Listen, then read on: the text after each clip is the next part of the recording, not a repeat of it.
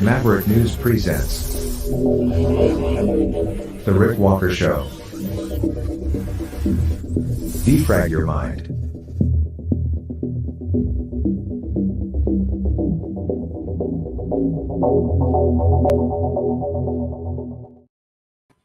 Good evening, everyone. I'm Rick Walker. Welcome back to the Maverick News Channel. Hello, Maverick family and new viewers.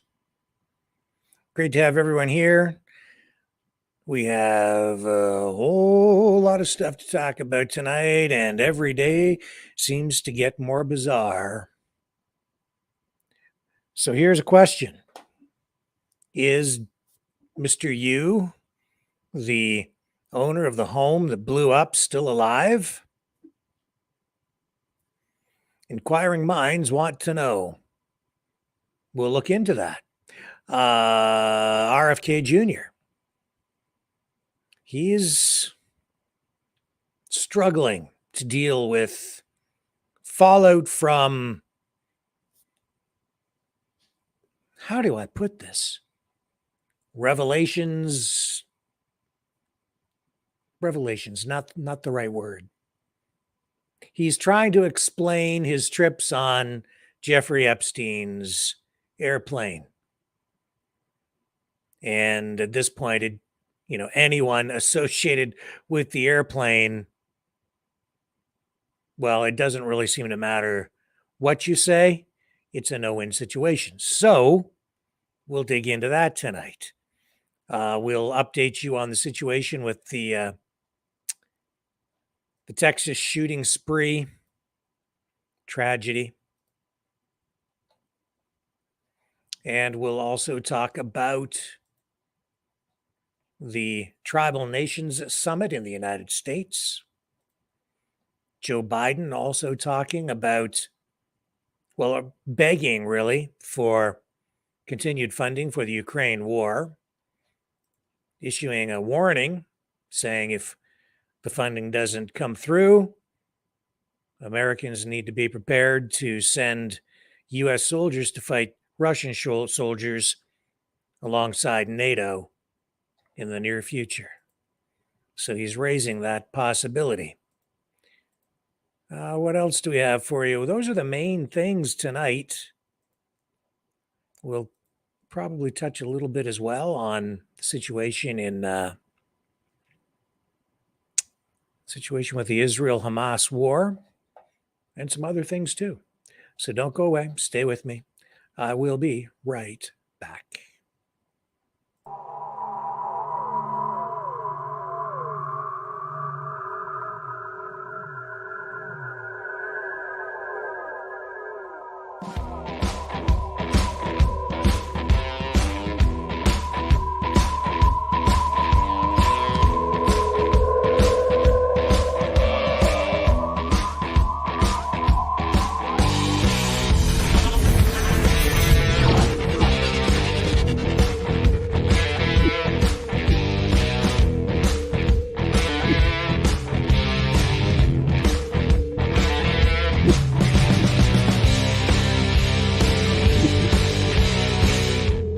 Maverick News.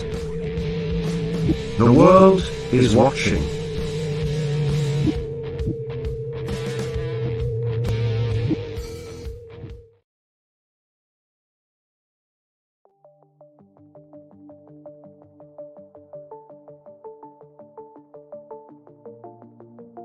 Greetings, brave Mavericks. Our quest for truth continues. We go beyond fake news. Together we expose propaganda. Together we pull others out of rabbit holes. We are maverick thinkers. We are all unique individuals, defenders of individual rights and freedoms, credible, trusted, grounded in reality. Maverick News, Maverick News. Defending free speech, free speech. Donate at freedomreporters.com. Do it now. Tomorrow may be too late. Maverick News. The world is watching.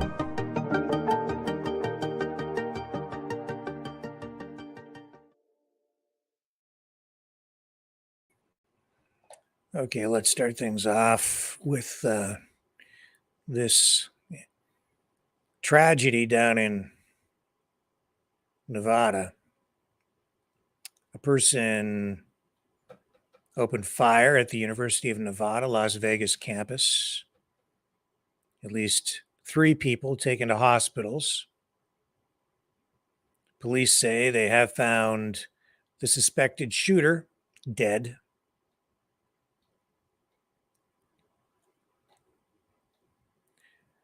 So,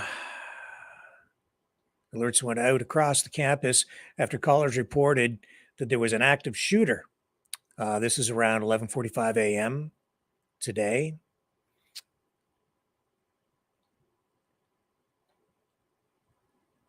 Students and professors on the campus barricaded themselves inside dorm rooms, classrooms. I think there's a population on campus there of about 30,000.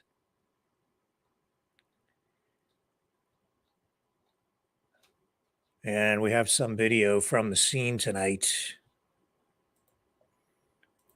Show you kind of what was going on there today.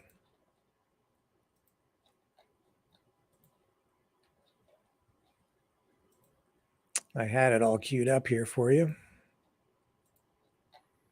Here we go.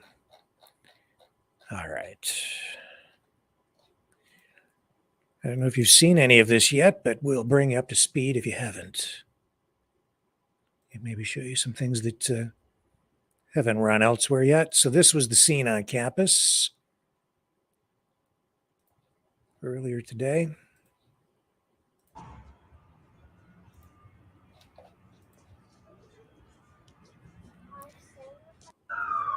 You know, it seemed like a lot of concern, but at the same time, most people remaining fairly calm here.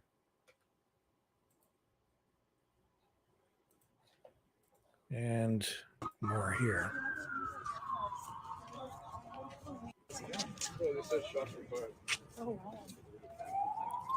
And you can see officers positioning themselves there. There were also many officers on rooftops keeping a close watch.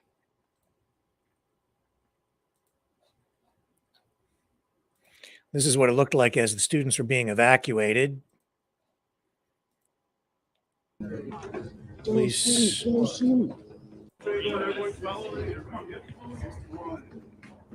She's like hands up, and that one student is like one hand on her phone, still looking at the screen while she's walking down the stairs with her other hand in the air. Talk about phone addiction. But here, every student basically being treated as it appears like a suspect.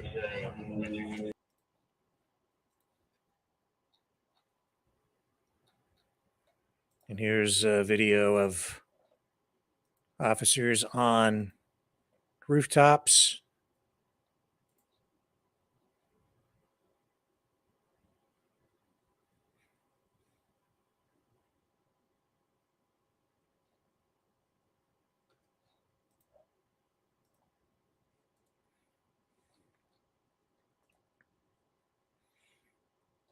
And as you can see from this diagram, they had many streets blocked off.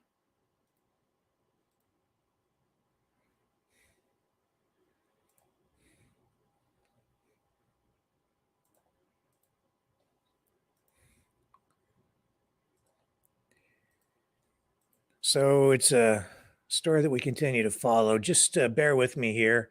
I've got some computer problems here tonight. The power supply in our main computer is acting up and it's making a lot of racket. So give me a moment here while I put some duct tape and some chewing gum on it, and I'll be right back.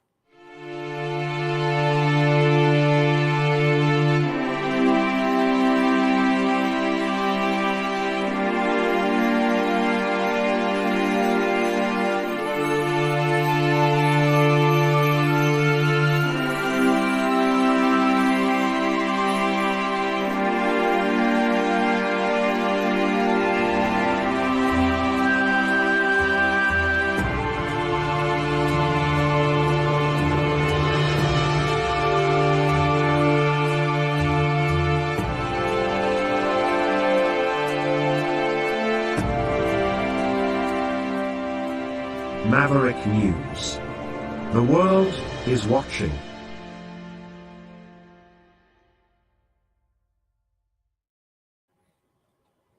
So yeah, it has been a day of violence for sure, not only in Nevada, but also in Texas. And Joe Biden is saying that he and the First Lady are praying for the families of the victims killed at the University of Nevada and in Texas yesterday.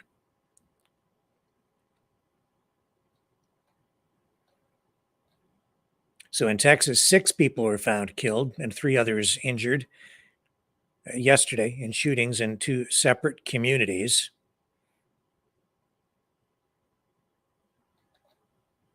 And at least 3 people are dead in the UNLV campus shooting. One additional victim remains in critical condition in hospital tonight. So the shooting at the University of Las Vegas that had students and faculty shelter in place occurred on the same day that a vigil was planned to honor the memory of 2 Nevada state troopers, less than a week after a deadly shooting at a homeless encampment.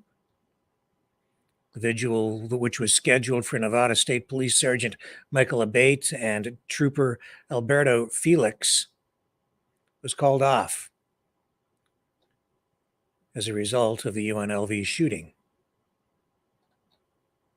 So, of course, this has once again brought the issue of gun control back to the surface.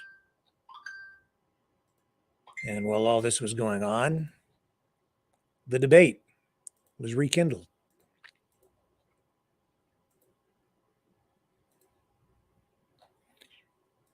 And will continue to fester. So,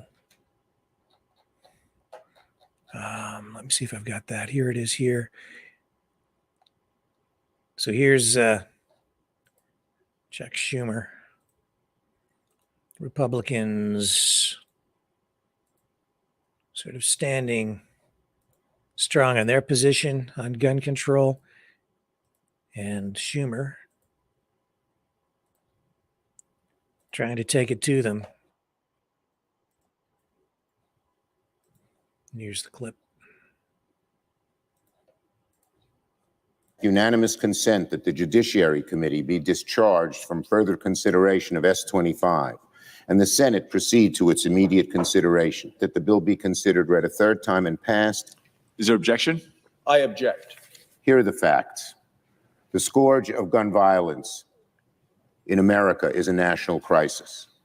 The American people are sick and tired of enduring one mass shooting after another. They are sick and tired of vigils and moments of silence for family, friends, classmates, co-workers.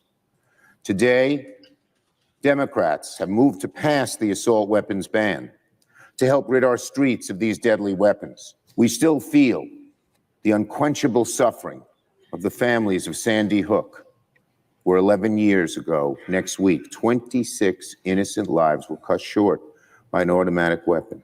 I still see the pictures of those little children.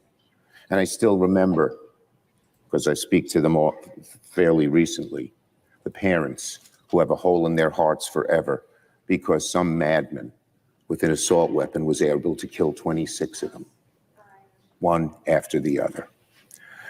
We still feel the agony of places like Buffalo, where a year and a half ago, a gunman murdered 10 people in cold blood at a Tops grocery store. I was at that grocery store a few days later. I still feel their pain. We feel the pain of Uvalde, Las Vegas, Orlando, El Paso. The list sadly goes on and on and on. And we also take action today because of tragedies like the Long Island Railroad massacre that happened 30 years ago tomorrow in my own backyard. The innocent people who lost their lives. It was the 533 train filled with commuters heading home from work. So many injured, 6 killed. My heart still sinks. And I'll never forget hearing that news. The river of blood in the aisles of the commuter railroad train. Just horrible. By passing the assault weapons ban today, we can help save lives, get these weapons off our streets, and prevent future tragedies. We say to our Republican friends, stand with families fearing for their lives, or stand with the gun lobby and block this assault weapon ban. Just look at what happened the last time both sides worked together on common sense gun safety measures. We did something many believed to be impossible under the leadership of Senator Murphy, Senator Durbin, and Senator Blumenthal, and so many others, and passed the first major gun safety bill in 3 decades. While this bill was a long overdue step in the right direction, we have to do a lot more. Today we have an opportunity to come together, pass another life-saving measure. But you know, there's something weird going on. I don't think it's gun control legislation myself that needs focus right now. There is something really weird going on. Like I said last night, the news gets weirder and weirder. You've got that guy at the Colorado amusement park. Goes in there wearing body armor, carrying weapons, goes into a washroom, kills himself, and then spray paints something on the wall, I believe, that said, "I'm not a killer." Then you've got the guy in the airplane. I mentioned these last night. The pilot who was off duty, but reached for the controls to shut down the engines, try to crash the airplane. Didn't happen, fortunately, but he'll probably never fly again. His career as a pilot is over. You've got Adrian Espiro as just one of a number of people who have tried to get close enough to RFK Jr. to kill him, or so it appears. There have even been people who have scaled breached the perimeter of the property, got right into his house. You've got that car at the Rainbow Bridge in Niagara Falls, a Bentley, high-priced Bentley, affluent couple, head straight into the border crossing at a speed in excess of 100 miles per hour, crash the vehicle, it explodes, and there's almost nothing left of it in the end. And then we're told initially that it's an act of terrorism. Then we're told that it isn't. Whether that was a mistake by media or incorrect information coming from authorities at the time, I don't know. But that was weird. There are many other cases like this as well. And then, what did we see this week? We saw that house in Arlington explode. That was weird. We'll come back to that. And then this mass shooting in Texas yesterday, 6 murders. And we're finding out some pretty weird stuff about that tonight as well. The suspect was previously charged with assaulting a family member and was bailed out by a nonprofit progressive group. According to news reports coming out of the local area there, Shane James is 34 years old. He's accused of killing 6 people and injuring others in Bexar County and Austin. James served as a U.S. Army infantry officer from February of 2013 to August of 2015 and is charged with several counts of capital murder. In January of 2022, James was charged with aggravated assault against his mother, father, and sister. And bail records indicate that he was bonded out by Texas Organizing Project, a nonprofit focused on progressive issues that helped elect Bexar County District Attorney Joe Gonzalez and County Sheriff Javier Salazar. So this group is left-leaning and advocates for a range of liberal objectives, including immigrant rights, healthcare justice, voting rights, climate justice. And they got this guy out of jail.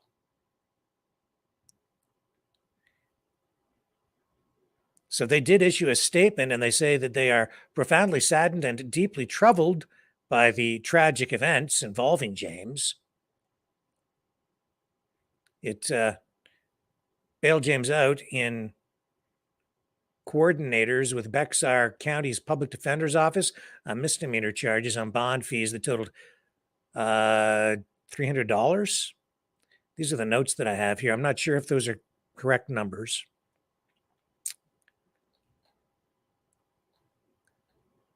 This is just kind of weird. Why would they bail this guy out?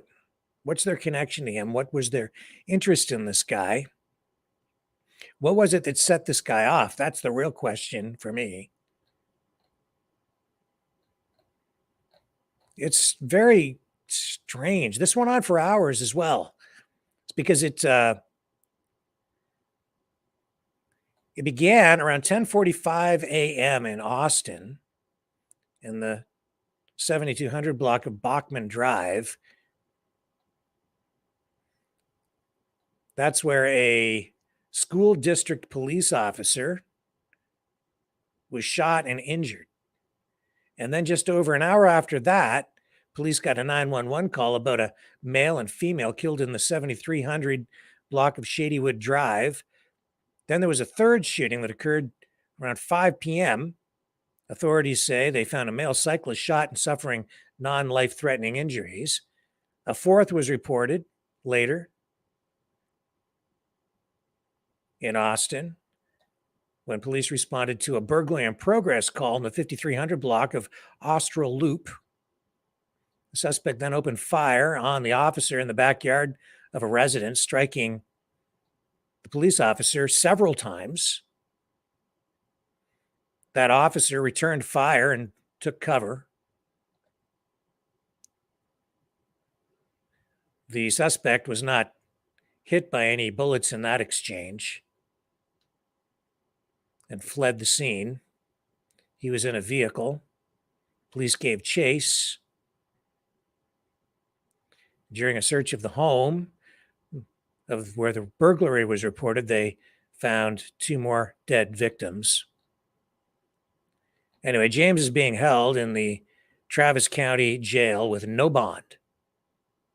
And Greg Abbott, the governor of Texas, says that the state is grieving for the loved ones of the 6 Texans who were murdered.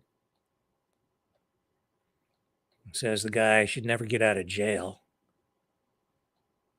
He says the murderer also shot 2 law enforcement officers in the line of duty.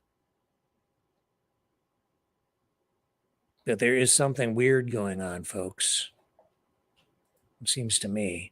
You know, we've heard talk about prescription drugs, mood-altering drugs, psychoactive drugs, and how they might be playing a part in the in all of these mass shootings.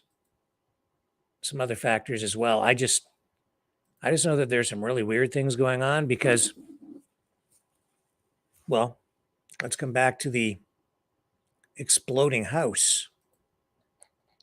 All right, let's just show you the exploding house. This is in Arlington, and this is only actually a short distance from the White House.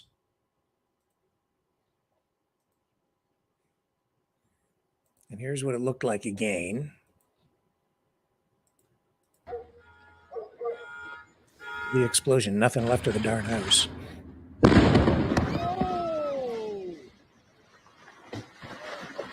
Police were executing a search warrant there.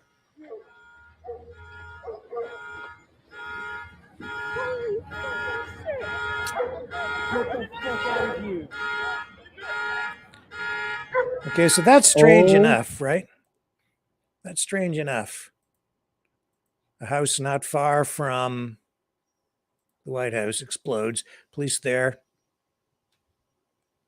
responding to a report apparently of shots fired or something, and They evacuated people from surrounding homes, at least 10, maybe 12 houses.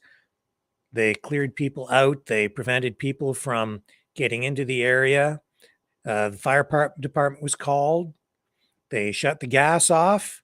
And then there was a guy in the house, they say, who was firing off a flare gun many times over.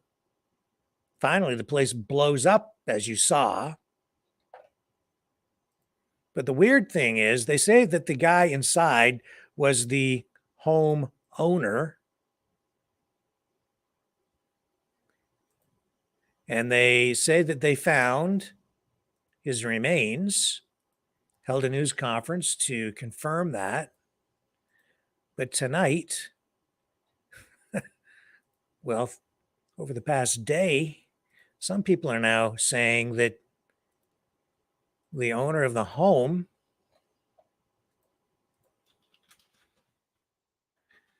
is still alive.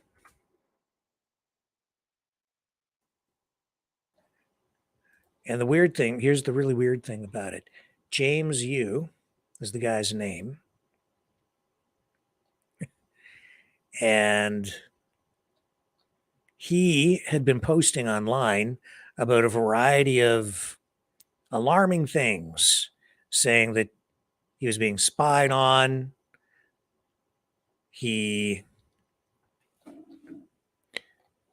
Being described by the mainstream media as someone who was paranoid. But this story gets even stranger. So here's just so we're not going North American on this all the time. Here's the Hindustan Times. And look at what they're saying. Who was James Yu? Paranoid conspiracy theorist who triggered blast at his Virginia home, presumed dead.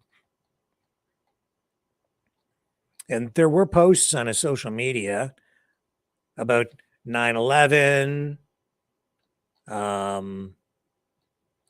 talked about being spied on. He'd been divorced from his wife, so he's been isolated and alienated. He also claimed that they were working with the witch and the alien, plotting a surprise attack against him on December 7th, which is the Pearl Harbor attack anniversary, which would be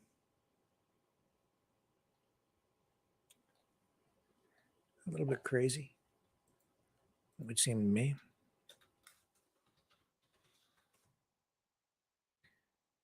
So now, here's the really weird stuff. People are saying that he's still alive, and they're seeing him post online.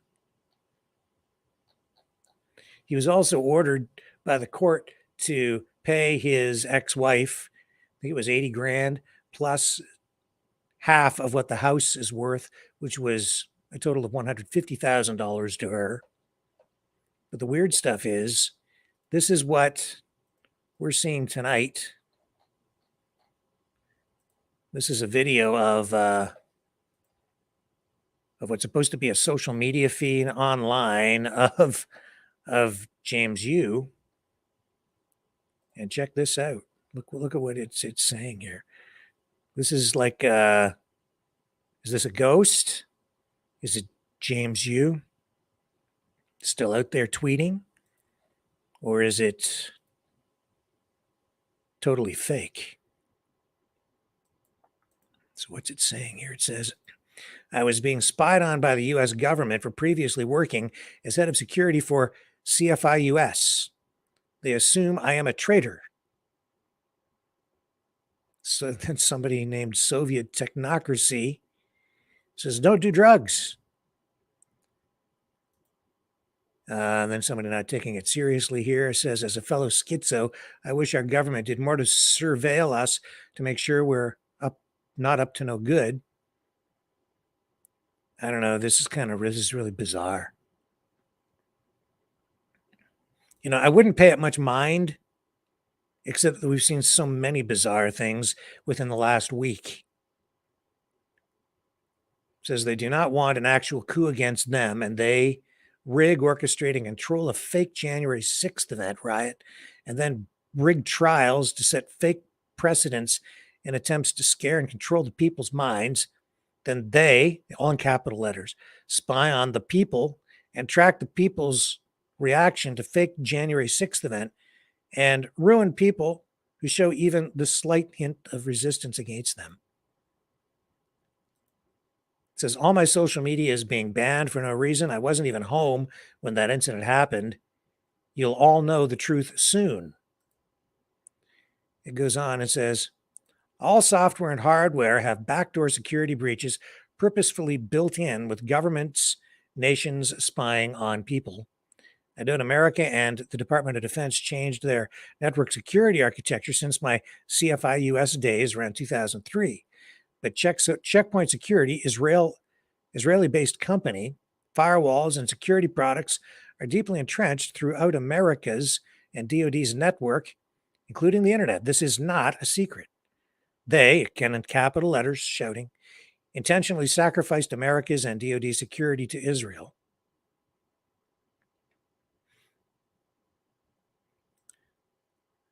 Somebody says, don't stop now, keep going. You survived that blast. Holy shit. And then, bro, he says, what does this say here? Don't stop now. Bro, they said it was a flare gun and gas. And then James you, if it's really him, says, you're being lied to. The U.S. government wants me dead because they assume I'm a traitor. And then somebody's asking, why do they want you dead, bro? And they say they're saying you're there, so if you weren't, what's it say? If you weren't there,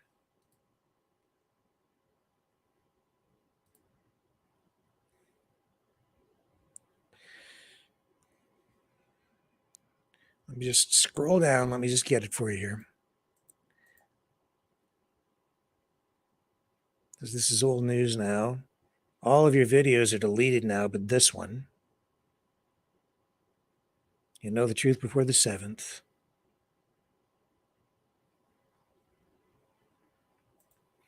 Bro, it says, there is a lot going on in the world, and your story could get swept under the rug real quick. So what's your objectives? Did you just delete your videos, or they hit your channel, screenshot it all? James U, 844. Never forget. James, would you agree to an interview? You are one of the most explosive guests I could ever dream of. That comes from Sex Luther.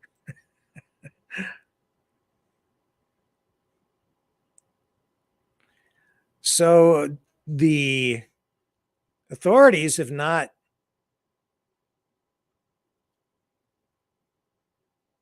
retracted anything that they've said with regard to finding his remains. But they did say they are assuming it was him, because I think they need to, well, I think they might have a little hard time identifying him visually. They probably have to do either dental records or DNA on whomever was found in that home.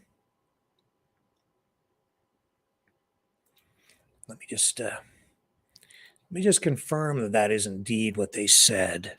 So Arlington house explosion, victim presumed dead. See, it says presumed. Doesn't say he is. It says presumed. So they still have not confirmed unequivocally that that is the body of James Yu. They're presuming. So it is possible the guy is still alive, and maybe whoever was in the house is somebody else. They could be mistaken.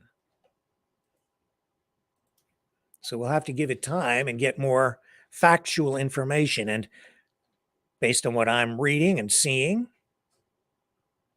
the authorities didn't say that they were 100% certain that it was him. They said that they are presuming that he is dead. They were presuming that that was who was in the house at the time of the explosion and that they are presuming that the remains are his. Tomorrow is the 7th, so we will have to wait and see. Now, here's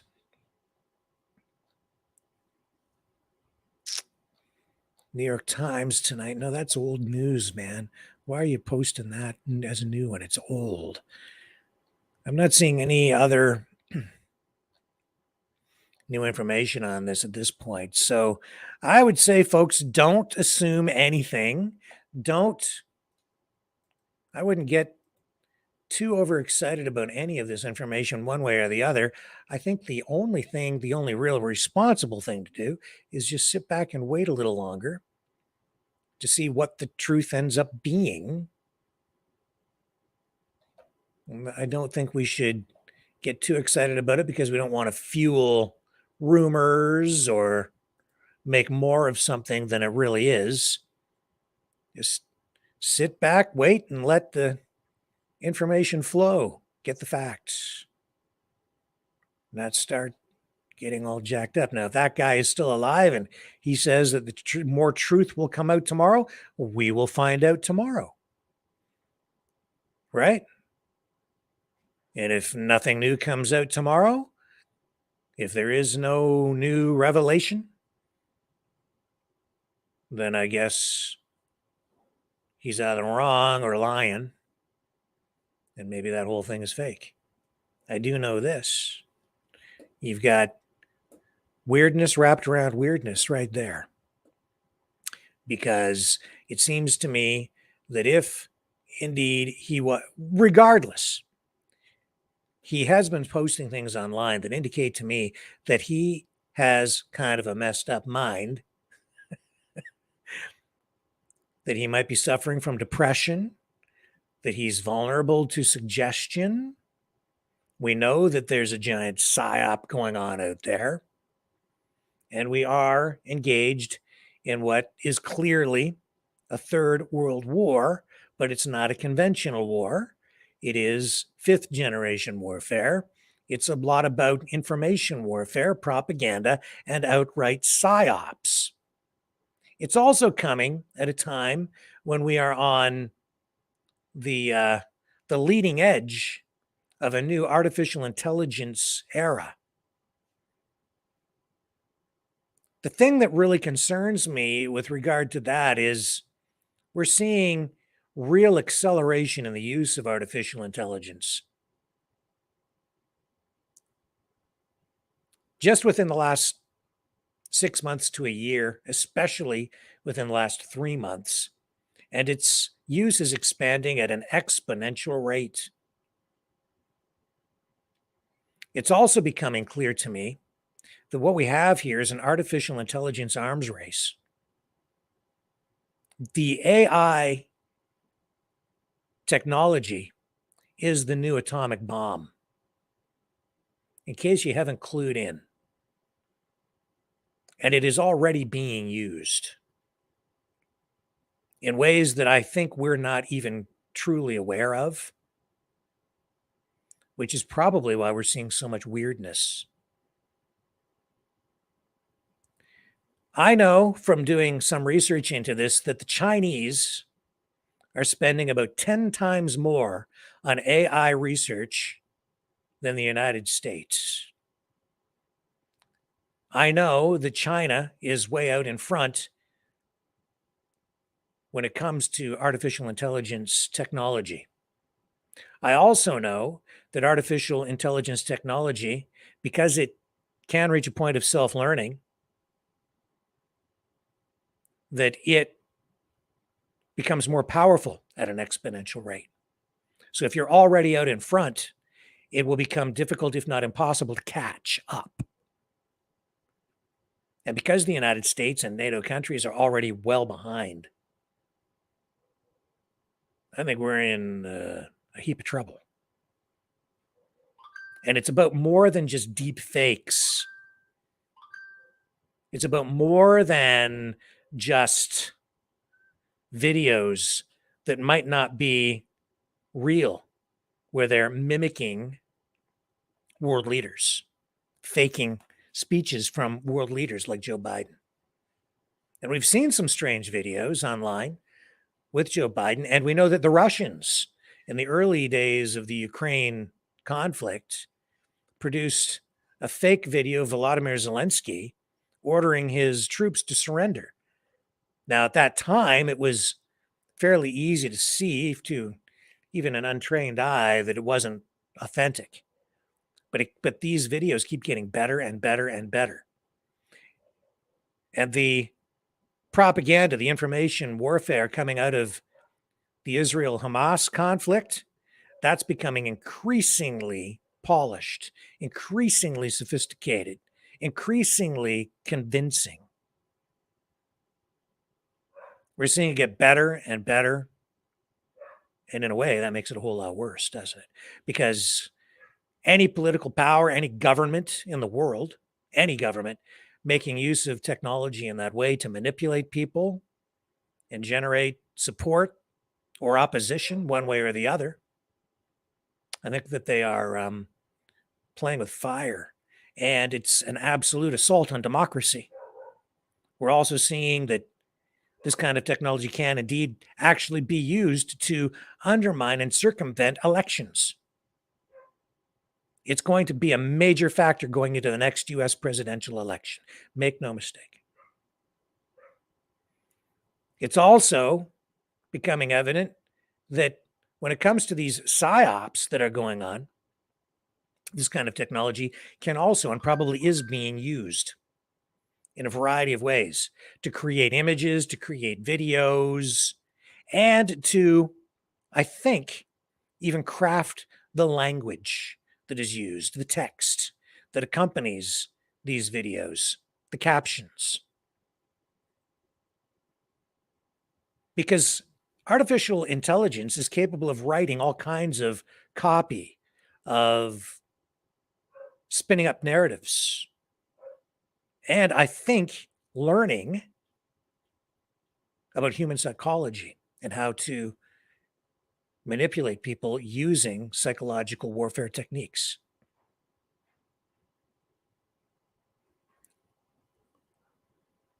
I think we're already there.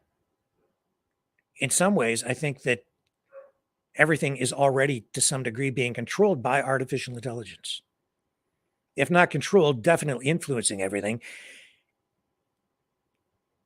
And the concern, of course, is that this is going to manifest itself in ways that will be deployed on the battlefield in a kinetic way, which is extremely dangerous. So you can see in the future waves of drones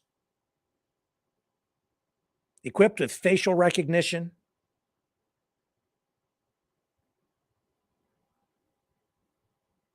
being guided by satellites connected to computers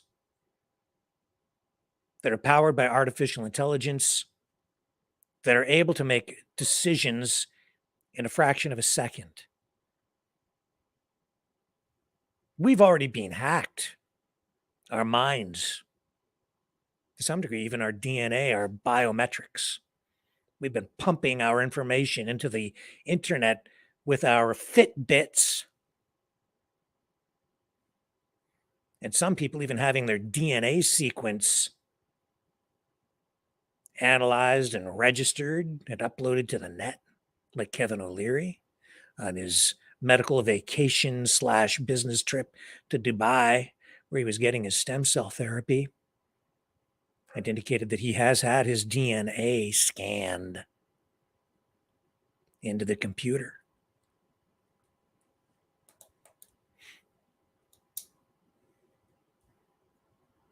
If you have computers running on AI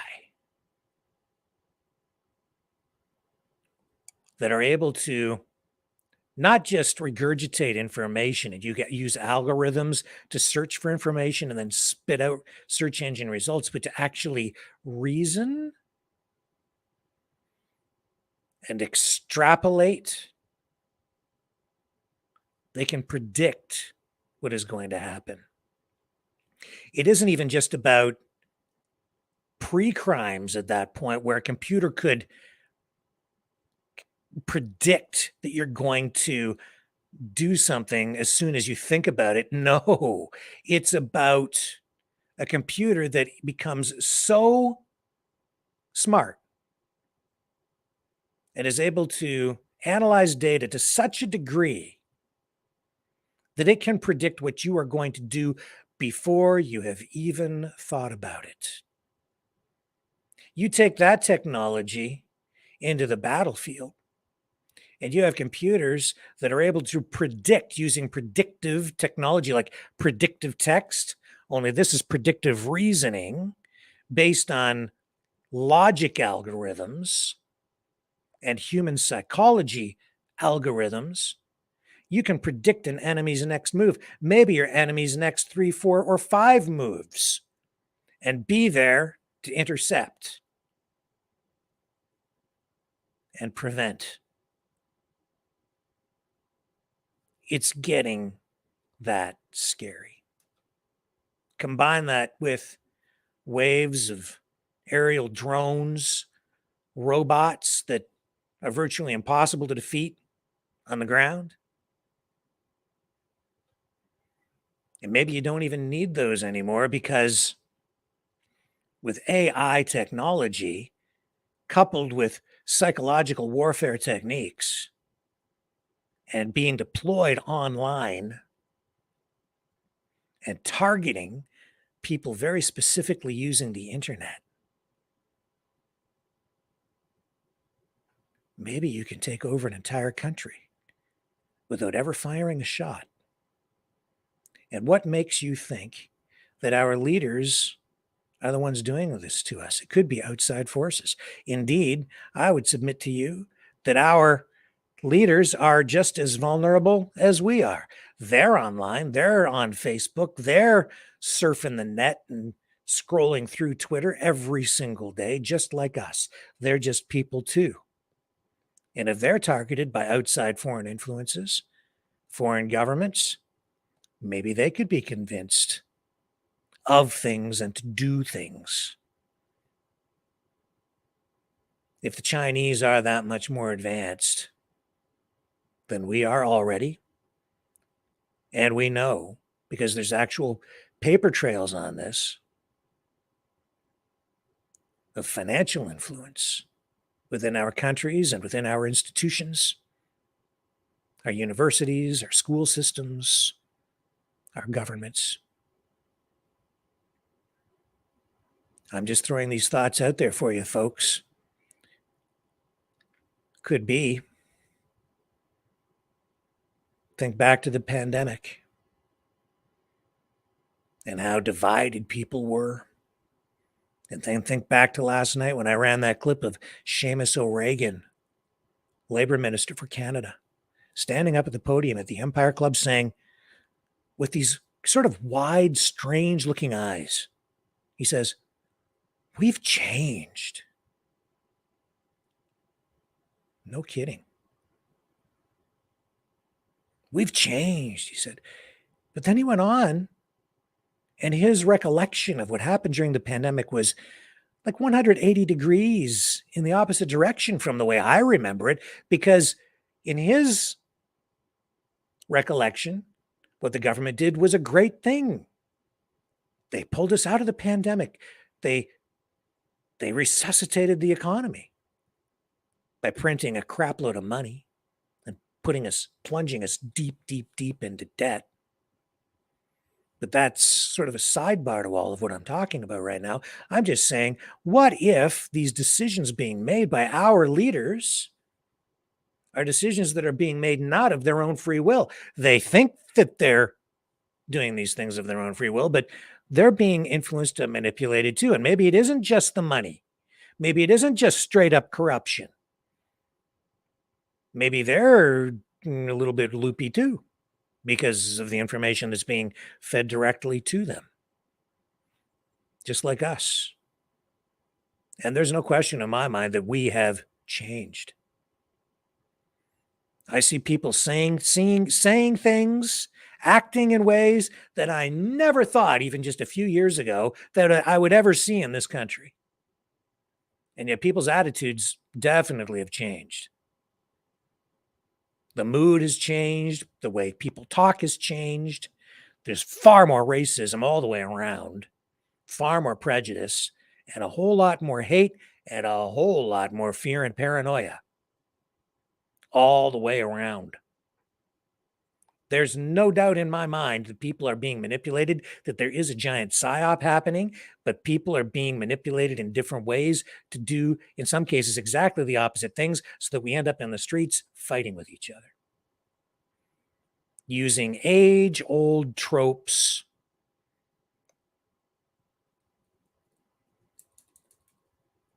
old narratives, old storylines, cliches, simplistic explanations for complex problems, using scapegoats to give people false solutions to complicated issues.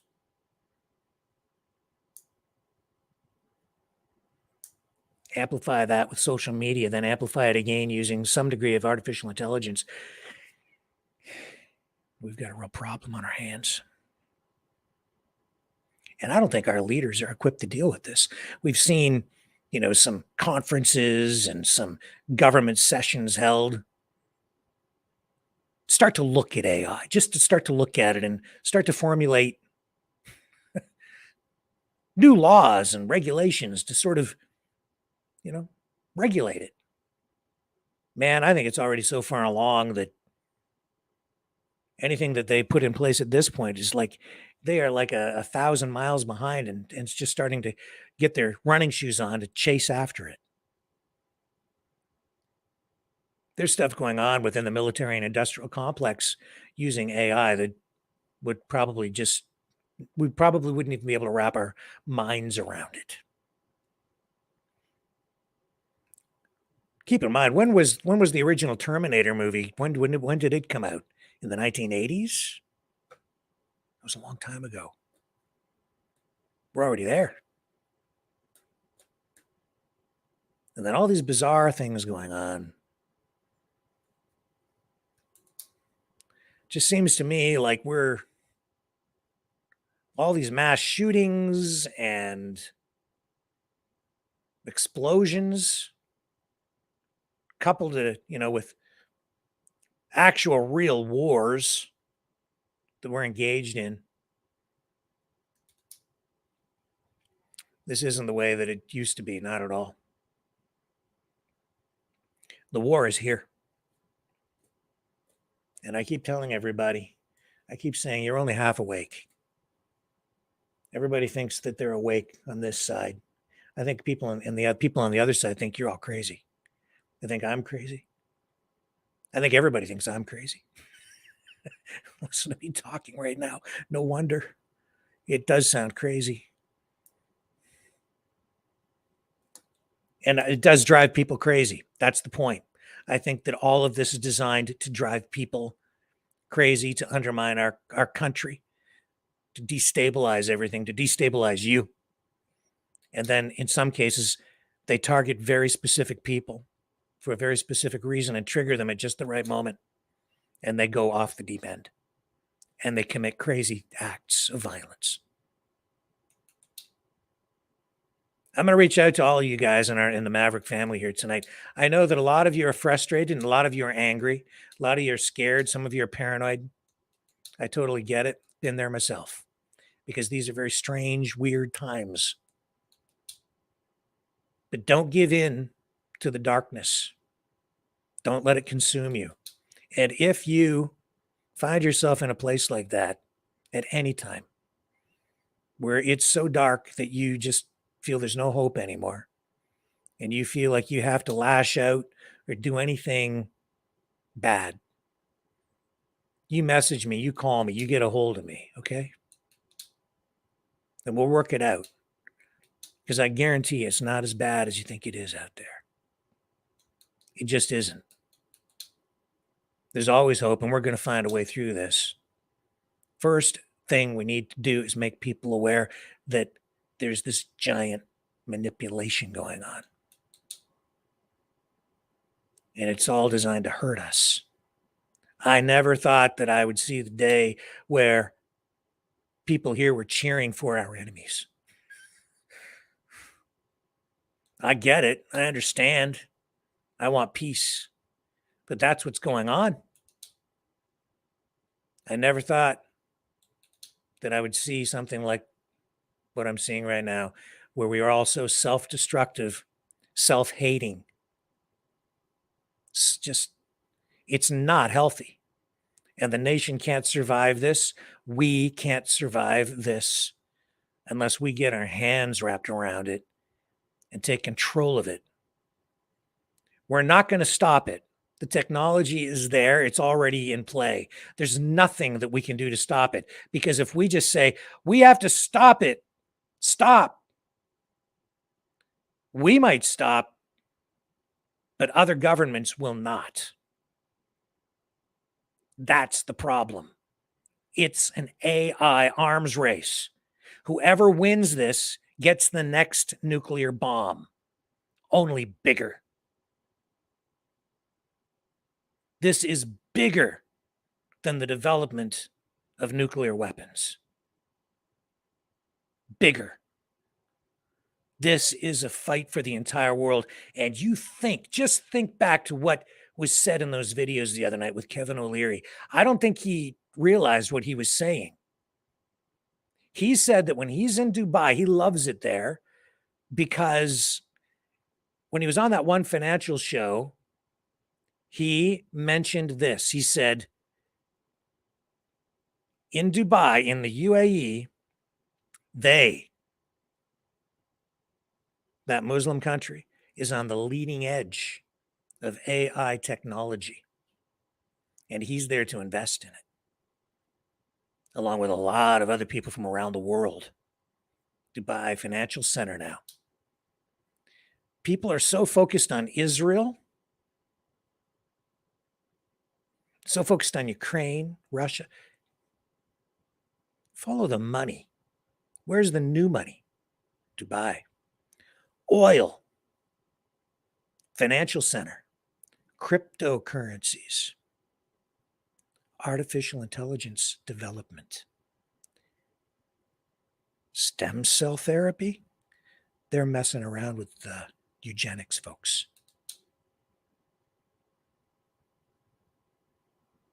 Because the regulations are not nearly as strict there.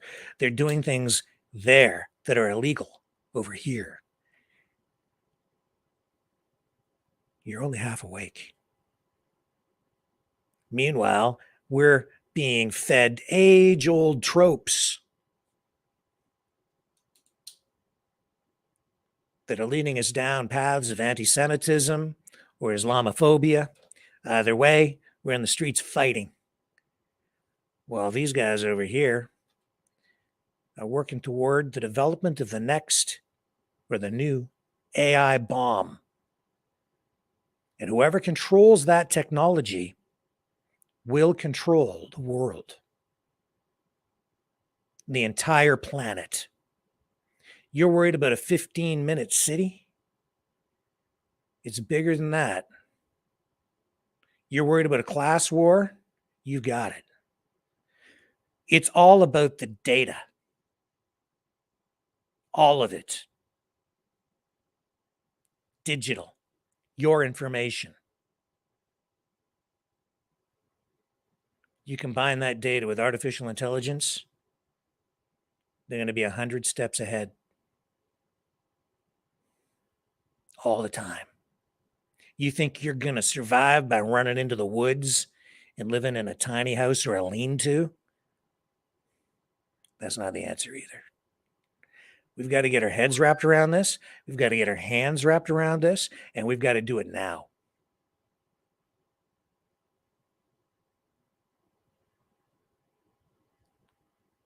These exploding cars and exploding houses, these mass shootings. There's a lot more going on than meets the eye. This is not just a battle for the world, it's a battle for our souls. And God help us all. And that is the truth.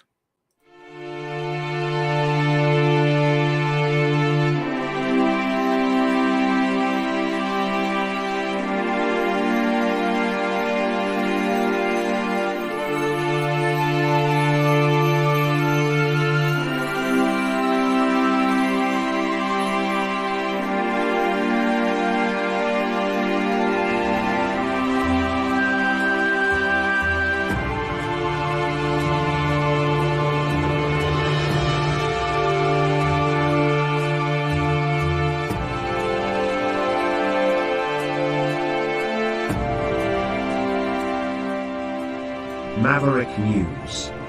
The world is watching.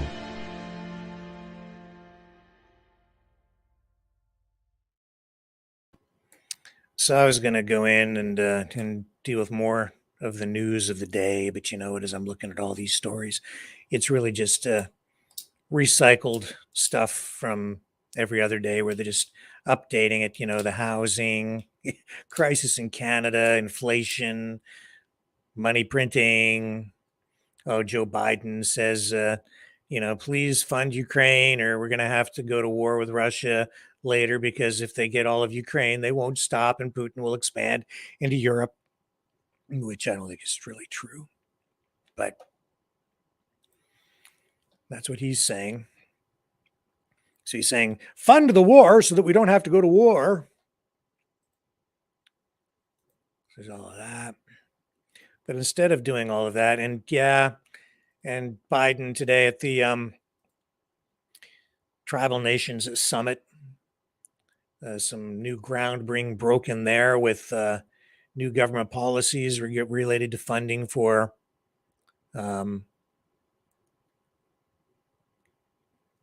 tribes across the United States.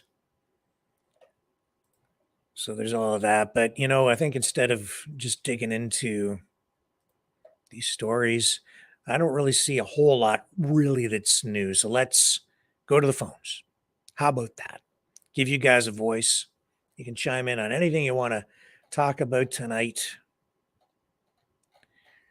I do need to talk about the RFK Jr. thing. Definitely got to talk about that. What can I tell you? This story, it's a no-win situation for him for sure. The other thing too is the United States is investigating the murders and kidnappings of citizens in that October 7th attack in Israel. So Attorney General Merrick Garland said that he's looking into war crimes when it comes to actions by Hamas. I think this is somewhat unusual.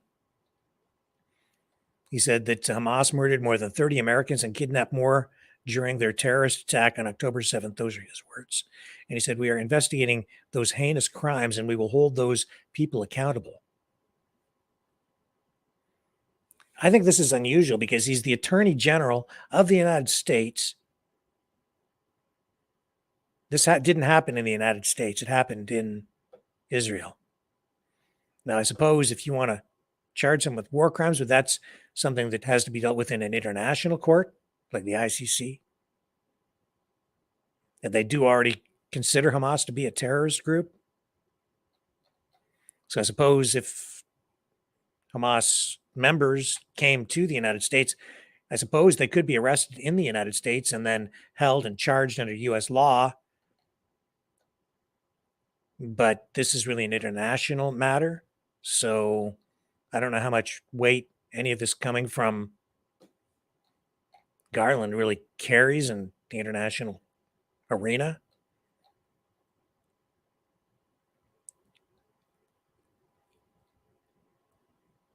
So this has to be dealt with at the United Nations level, at the ICC, and it gets really complicated.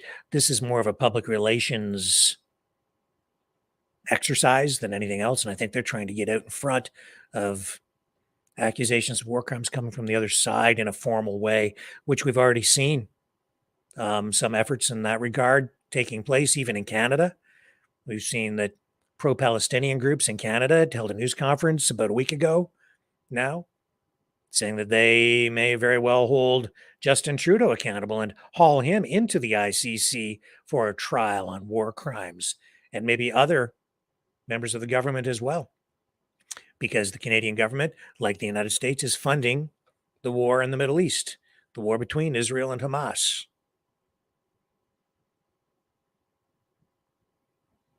And I think they could do that, keeping in mind that Canada is a country, was actually, I believe, the first country to endorse the ICC, the International Criminal Court. The United States is not a member, nor is Russia. As superpowers, they've chosen not to participate. But Canada has signed on, and they have additional legislation in Canada as well that makes the activities of the ICC binding within Canada. So they haul Justin Trudeau up in front of the ICC. He'll go.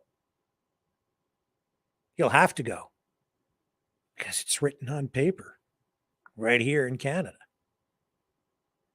Biden, he ain't going. Putin, he's not going. They'll just laugh, and there's nothing that can really be done because they're too powerful at this point. Anyway, there's all of that. But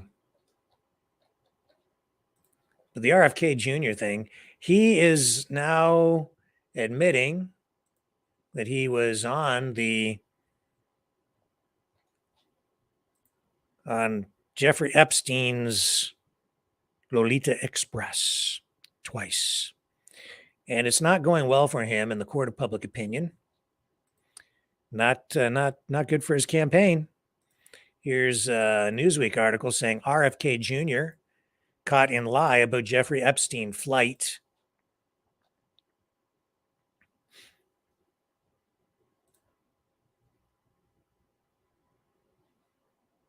Two buildings, and I always take my Windows 11 Pro device. Just a second here. We'll just let this roll through. We'll show you. He was on the Jesse Waters show. And here we go. It says after it was revealed that Kennedy Jr. had flown on the convicted sex offender's private jet, the independent 2024 presidential candidate was among a number of,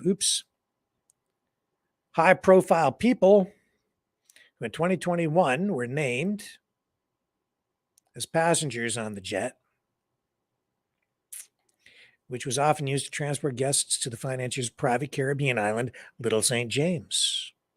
Amid mounting curiosity over Kennedy being listed as one of the passengers, a spokesperson for the former Democrat exclusively told Newsweek that he had flown one time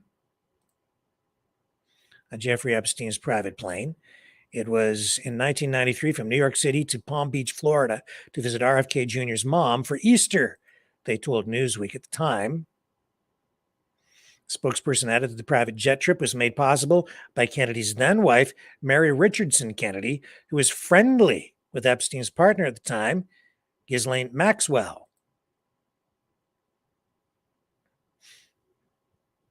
While there has been no evidence to suggest that the plane passengers were involved in his crimes,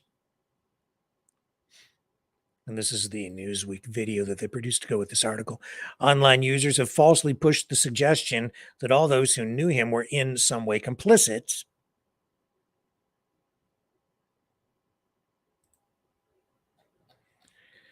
With Freestyle Libre 2, get real-time glucose reading. It's not playing well for him because he said one time there, and then on this show with Jesse Waters, I guess he said that he'd done it twice. Anyway, I hope I'm getting the facts straight here. But Epstein's luxury Boeing 727 was derisively referred to as the Lolita Express by a number of media outlets following allegations that it was used to fly underage girls to some of the multimillionaire's properties. Following Epstein's death in jail in 2019, which was ruled a suicide, lists have been shared on social media purporting to show the public figures who had visited the island, which is located east of Puerto Rico in the U.S. Virgin Islands. So the Epstein scandal, it says here, also continues to be a talking point in the run-up to the presidential election. High-profile names have been added to the list.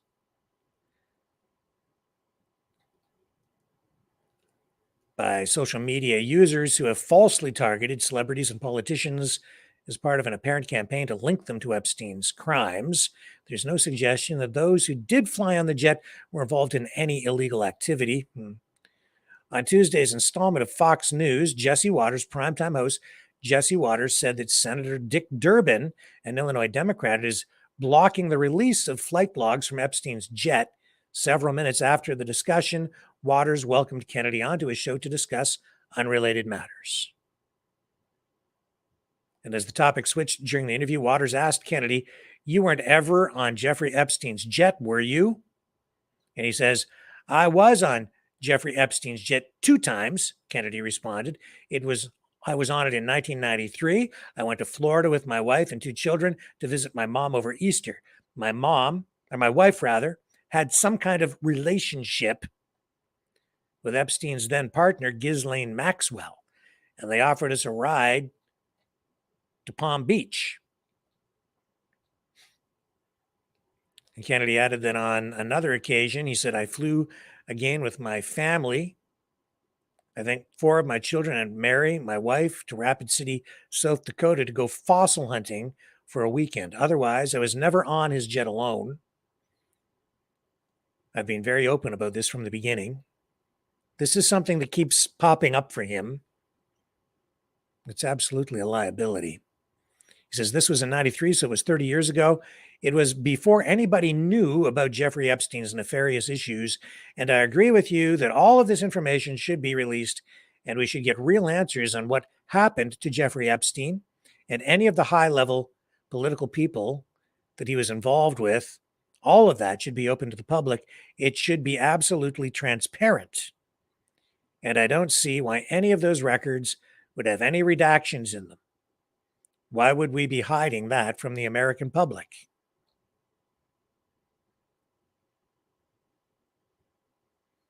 So it says here that Kennedy's recollection stands at odds with an emailed statement shared on his behalf with Newsweek on October 31st, in which a spokesperson for the former Democrat stated that he had only flown 1 time on Jeffrey Epstein's private plane. And then, as I said earlier, yes, and then in this new interview, he says twice. The occasion the Kennedy spokesperson informed Newsweek about was the flight in 1993 from New York City to Palm Beach, Florida, where he visited his mother for Easter. So there's an updated statement to Newsweek, and it says here, the statement reads, the new one, "The first time was in 1993 from NYC to Palm Beach to visit RFK Jr.'s mom for Easter. His wife Mary and 2 children accompanied him on the flight. Mary knew Epstein's girlfriend Ghislaine Maxwell because they served on a food allergy charity together. Maxwell learned that they were going to Palm Beach for Easter and offered their family a ride. The second time in the mid-90s, Mr. Epstein flew Mr. Kennedy, his wife Mary, and 5 children to South Dakota for a fossil hunting trip. Those trips took place approximately 30 years ago, long before Mr. Epstein's criminal behavior was public knowledge." This from a rep from the Kennedy 24 campaign that went on and said those charges became public for the first time in 2006. Mr. Kennedy adds his voice to those demanding clarity about all of Mr. Epstein's nefarious activities, including the identities of powerful partners or shady entities who may have enabled or participated in his crimes. It says Mr. Kennedy supports the release of Epstein's business and personal records, including unredacted flight logs, which might contribute to the public's understanding of Mr. Epstein's sexual abuse of minors and his suspicious death. And then in this Newsweek article today, it has its own list of people who apparently, they say, flew on Jeffrey Epstein's Lolita Express. And that list here includes, right up top, because I don't think they like the guy, Donald J. Trump, Bill Clinton, Kevin Spacey, Chris Tucker, Bill Gates, Prince Andrew, Robert F. Kennedy Jr., Yitzhak Perlman, John Glenn, and George Mitchell. It says here, all of the above names were reported by the Associated Press and CNN. There is no suggestion that those who flew on the jet were involved in any illegal activity.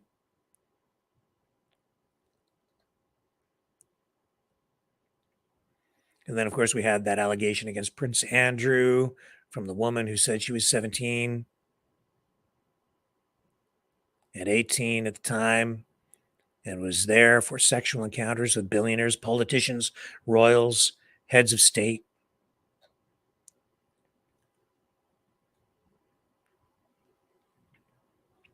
Supporters of Donald Trump, one of Kennedy's likely 2024 opponents, have also sought to highlight the Epstein scandal to contrast it with the former president's current legal predicament, it says here. And it goes on. In August, for example, MAGA loyalist Carrie Lake posted on X, formerly Twitter, quote, "It's been 3 years almost to the day since Jeffrey Epstein killed himself. Not a single one of his clients has been indicted for heinous crimes against children. Yet President Trump was just indicted for the 4th time. Justice is dead in America."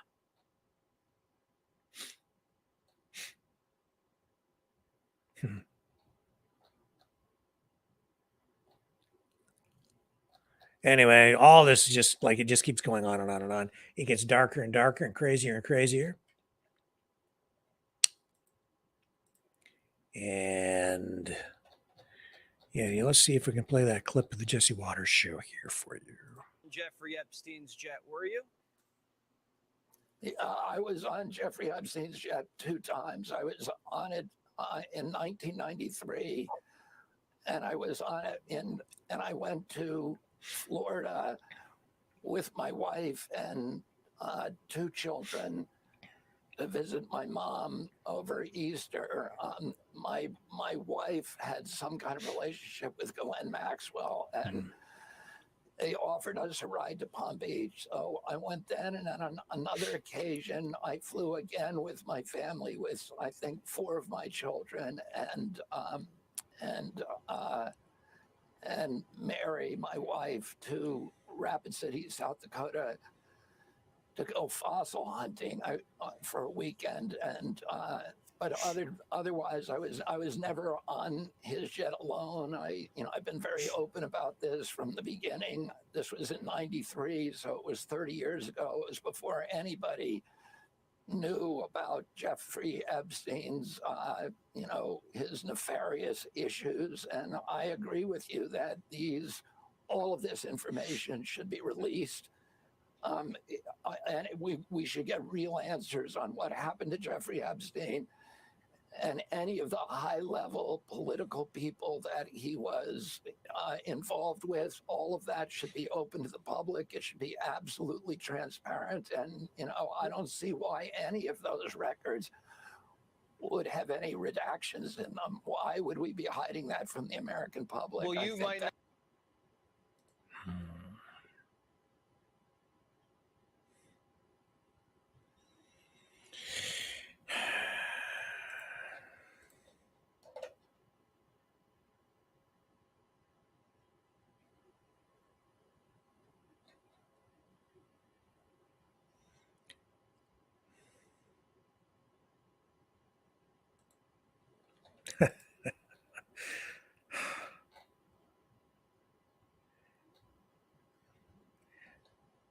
Life is different for those folks.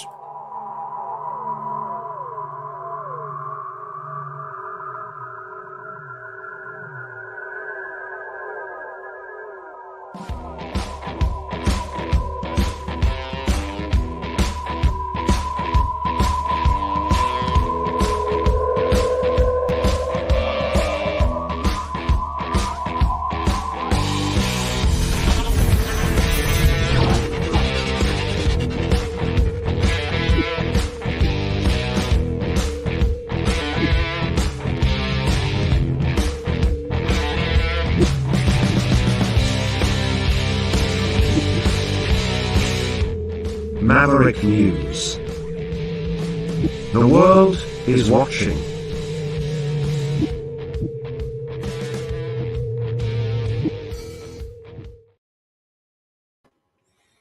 Okay, we're gonna go to the phones. just a reminder that you can support the show, help us cover the bills by donating at maverickdonations.com, which is the Give Send Go account, or you can help us out and drive Justin Trudeau absolutely bonkers by donating at freedomreporters.com. Yeah, send Justin Trudeau a gift. I just had an idea. I'm going to write that down.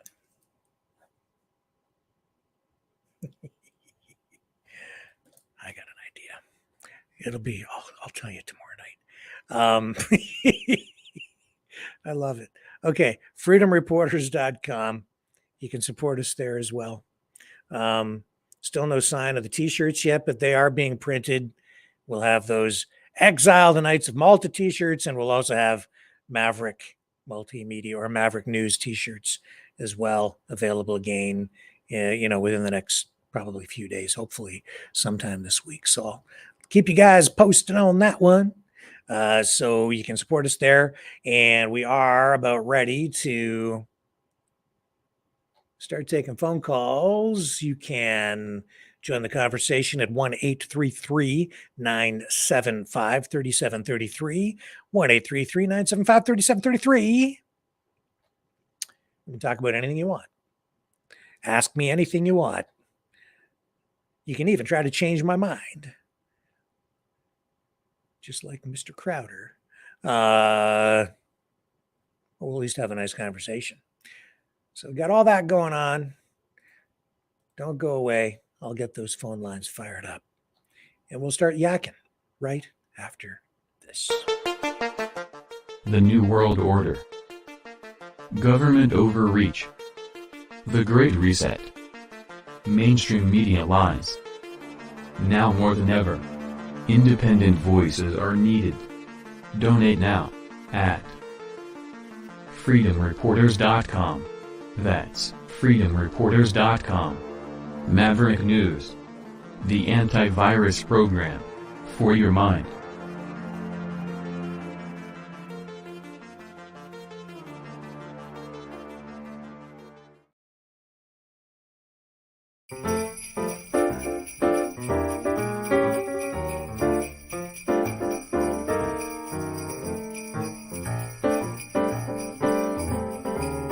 Jingle bells. Trudeau smells. Biden laid an egg. Klaus Schwab's deal has no appeal. But tomorrow is a brand new day. Hey everyone. Have a Merry Maverick Christmas. And a magnificent New Year.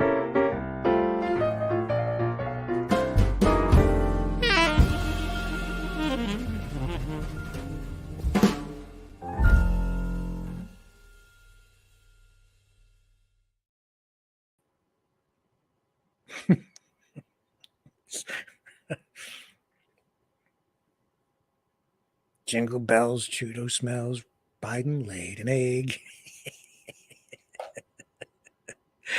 Oh, I'm so juvenile sometimes. Tell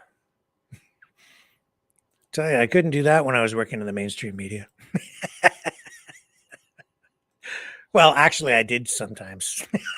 Why do you think I'm here? Okay, let's get to these phones. There it is. Let's get that up on the screen. And we are ready to rock and roll with our first caller of the night. We'll put that there. Now we're configured. And let me get the phone number back up on the screen for everyone as well. There it is. 1-833-975-3733. Call early, call often, and let's get our first caller up. Who do we have on the line? Hello? Hello. Oh, good. I'm the first one on. I bet. I even beat Lord Leo. I can't believe it. Neither can I. I don't have you. You've been first before at some point, but not for a long time. I know. It's just a draw of the hat, you know. It's I don't know how to explain it. Sometimes it occurs, and I'm very pleased. As am I. So what is on your mind tonight, Dam Pam? Well, I have a funny story, but also I wanted to respond to the Kennedy flight thing. Mhm. And I know that my father was a pilot, and we used to go to airports, and sometimes other pilots would let us fly on their planes. So we left our plane. He had a plane, a little one, and we'd go on their planes to places. So, and it was, and you can do that even if you join an association at a local airport. Other people will take you up in their planes. So my question is, in concern to or RFK and the Donald, the Trumpy bear, is yes, Trumpy bear did go on a flight, and he was going from, I think, New York or somewhere to somewhere else. It was a very short flight because he was having plane problems. And I've been following this since 2018 when they first found out and announced things about Epstein, Mhm. And so I followed it very closely. And then I saw the flight logs at one point, but then they were unpublished. Someone published them on YouTube years ago, but then it was taken down and you couldn't see them anymore. And they showed the actual all the names. And there was a fellow named Sean Ashwood out of England who also had Epstein's Black Book, a copy of the Black Book sent to him. And that was also in about 2019. But it's all been shut down now. You can't find it anymore. But I saw those things. And but anyways, so go back to Trumpy Bear and Kennedy. If they were flying domestically, that is much different than flying to St. James's Island. And that would be are you there? I'm here. I'm listening. And I'm just having another call coming in and I'll ignore it. Okay. And that would be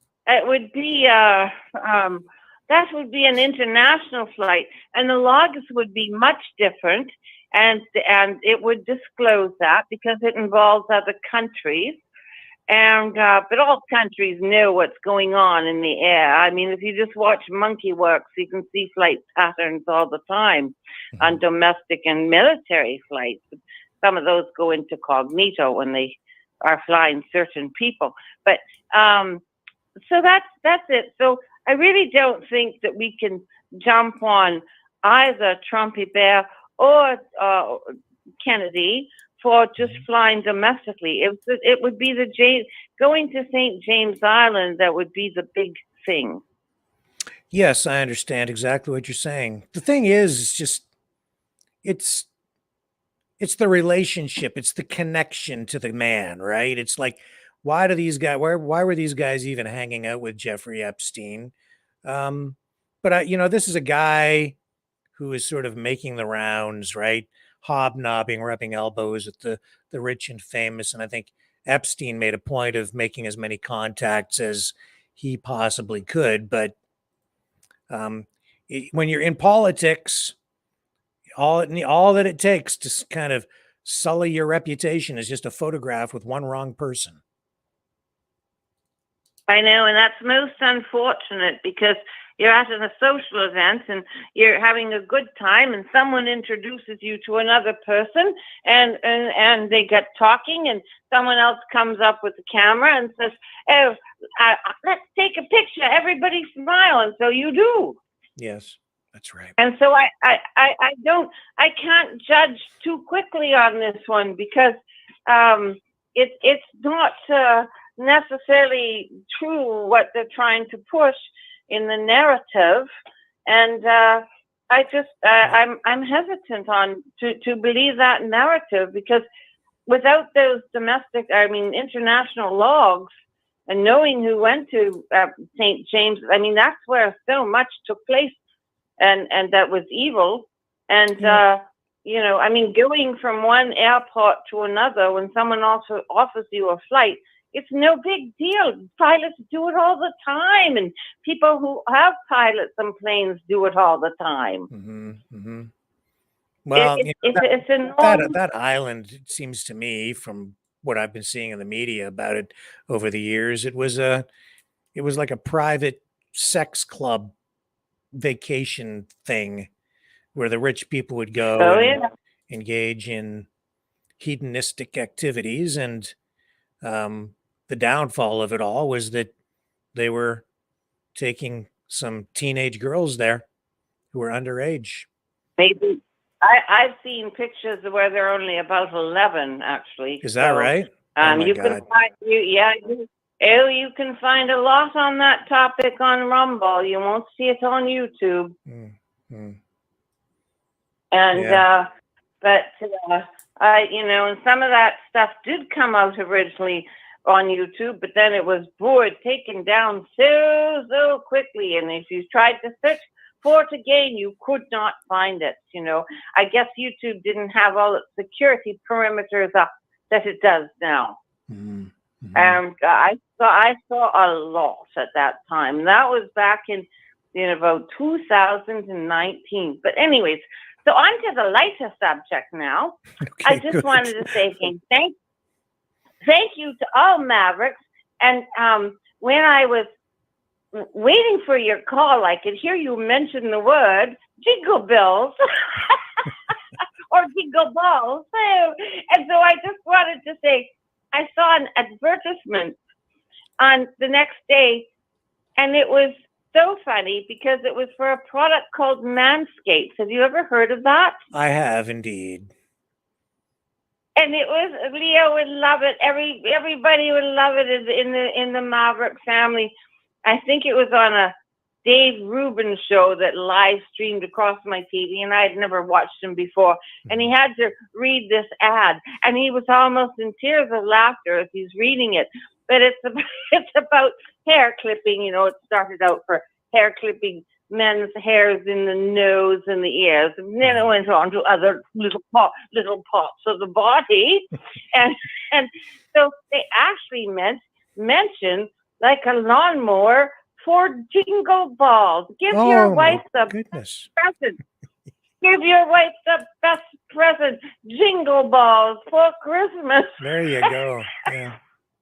So just to all the Maverick gentlemen out there, I thought you'd like to know that because it is funny.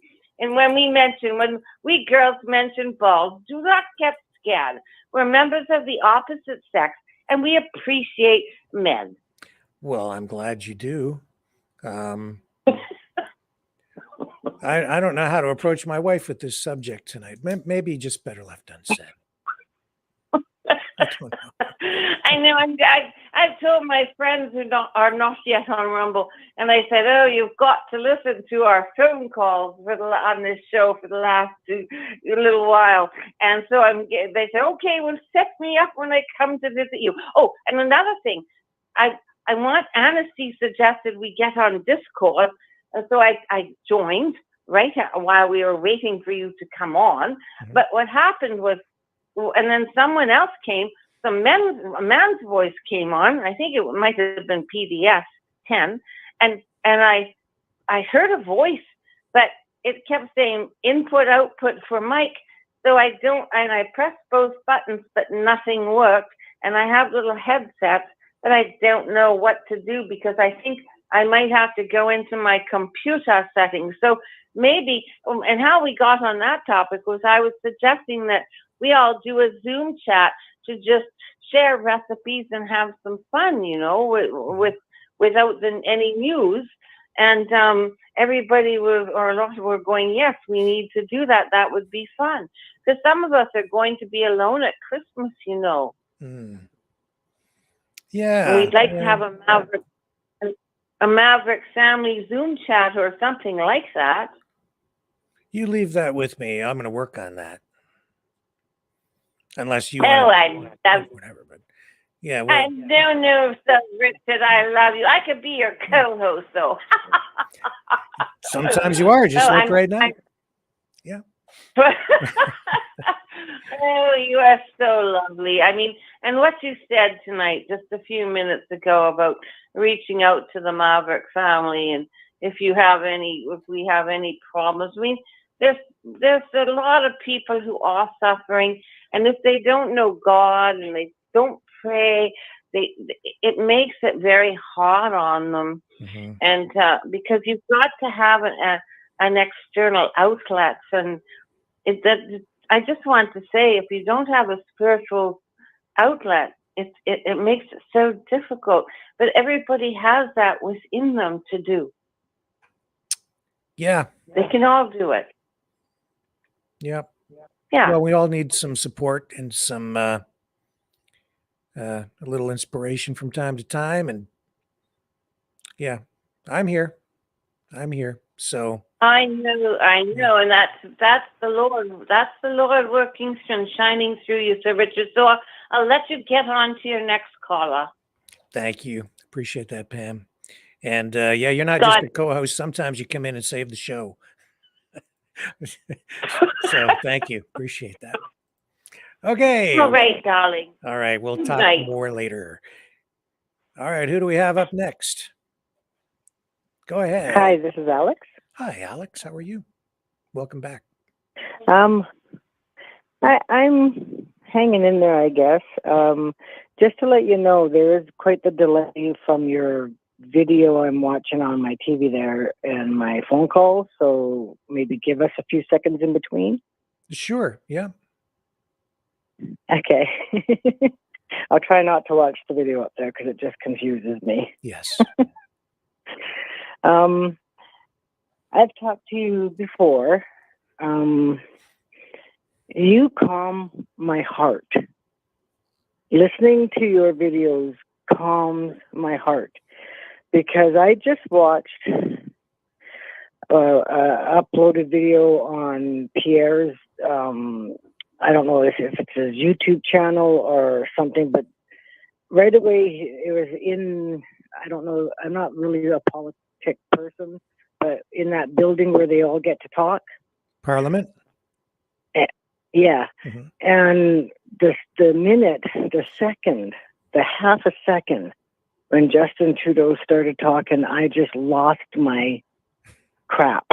Mm. Like I started bawling, my blood pressure went up, I'm sure. And it just scares the crap out of me. I've been on this planet for 60 years and I've never been so scared in all my life.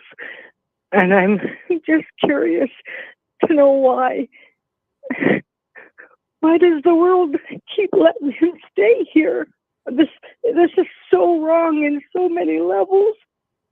Why does the Parliament place allow him to carry on the way he does? Like, I thought it was supposed to be like a courthouse or something. Like when they ask you a question, a yes and no answer, give them a yes and no answer. We'll sit there and dance around it. Like, that should tell everybody right there that this is not the prime minister for us. He's going to destroy us. No, he's not. He's trust me on this. His days are numbered.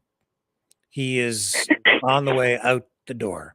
Even his own party doesn't really want him anymore. So you keep your chin up and you keep your spirits up because that guy, he's on the way out. I guarantee it within the next. Then who are we supposed to turn to, right? And people are saying, "Oh, Pierre," and then other people are saying, "Oh, but he's just as bad because he's a politician too." And it's like, I would think anybody would be better than Justin Trudeau. Anybody will be better than Justin Trudeau. I'm sorry about the tears, but this guy is driving me insane. I am so scared every time I wake up. I mean, I used to be able to go to the food bank here in my local town, and I can't because nobody can donate to them. So I'm usually have no food, and I'm just like, what the hell? What do you mean nobody? How can this be happening? What do you mean nobody can donate to the food bank? I don't understand. Because food costs too much. Oh, well, people do still donate to the food banks. They're still there. Yeah, they're still there, but it's so limited. Mm-hmm. And I blame Justin. Like, how can he do this?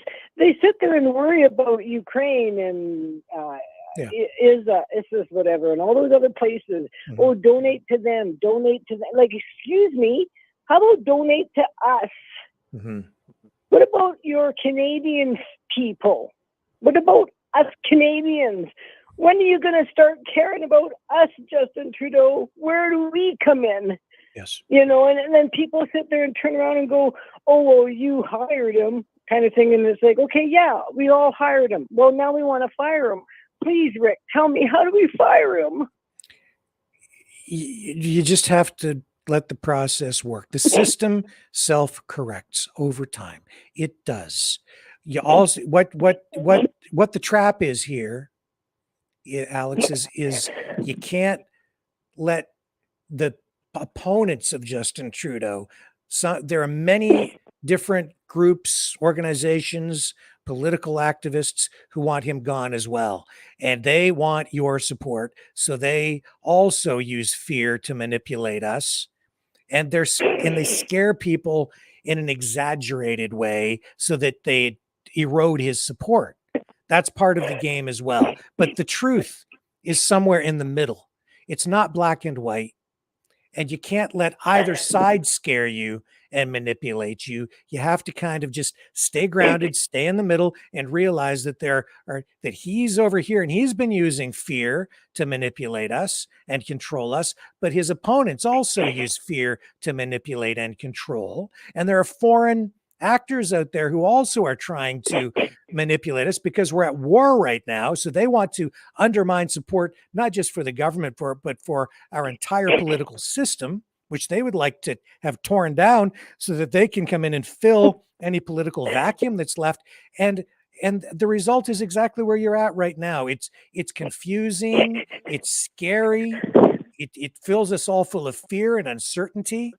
And we feel like we don't have any control, but it will come back. You'll see. I would like to know, is he going to be held accountable for the many suicides? Because I almost feel like I'm on that list soon because I can't take it anymore. And I know I shouldn't let him get to me that way, and he's just a man, but he's a cruel man. He's the devil. I understand what you're saying. You can't let it take you down that far. I know. Because we need you. We need each other. Yeah. Because we all need to support each other while we work toward better days. Getting him out, expelling the Liberals, punishing them by voting them out of office, and bringing in some people who will bring us better times. Now, I think that if Pierre Poilievre is elected, things will be better. Will they be perfect? No. No politician is going to be perfect. And it wouldn't matter if the entire system was torn down.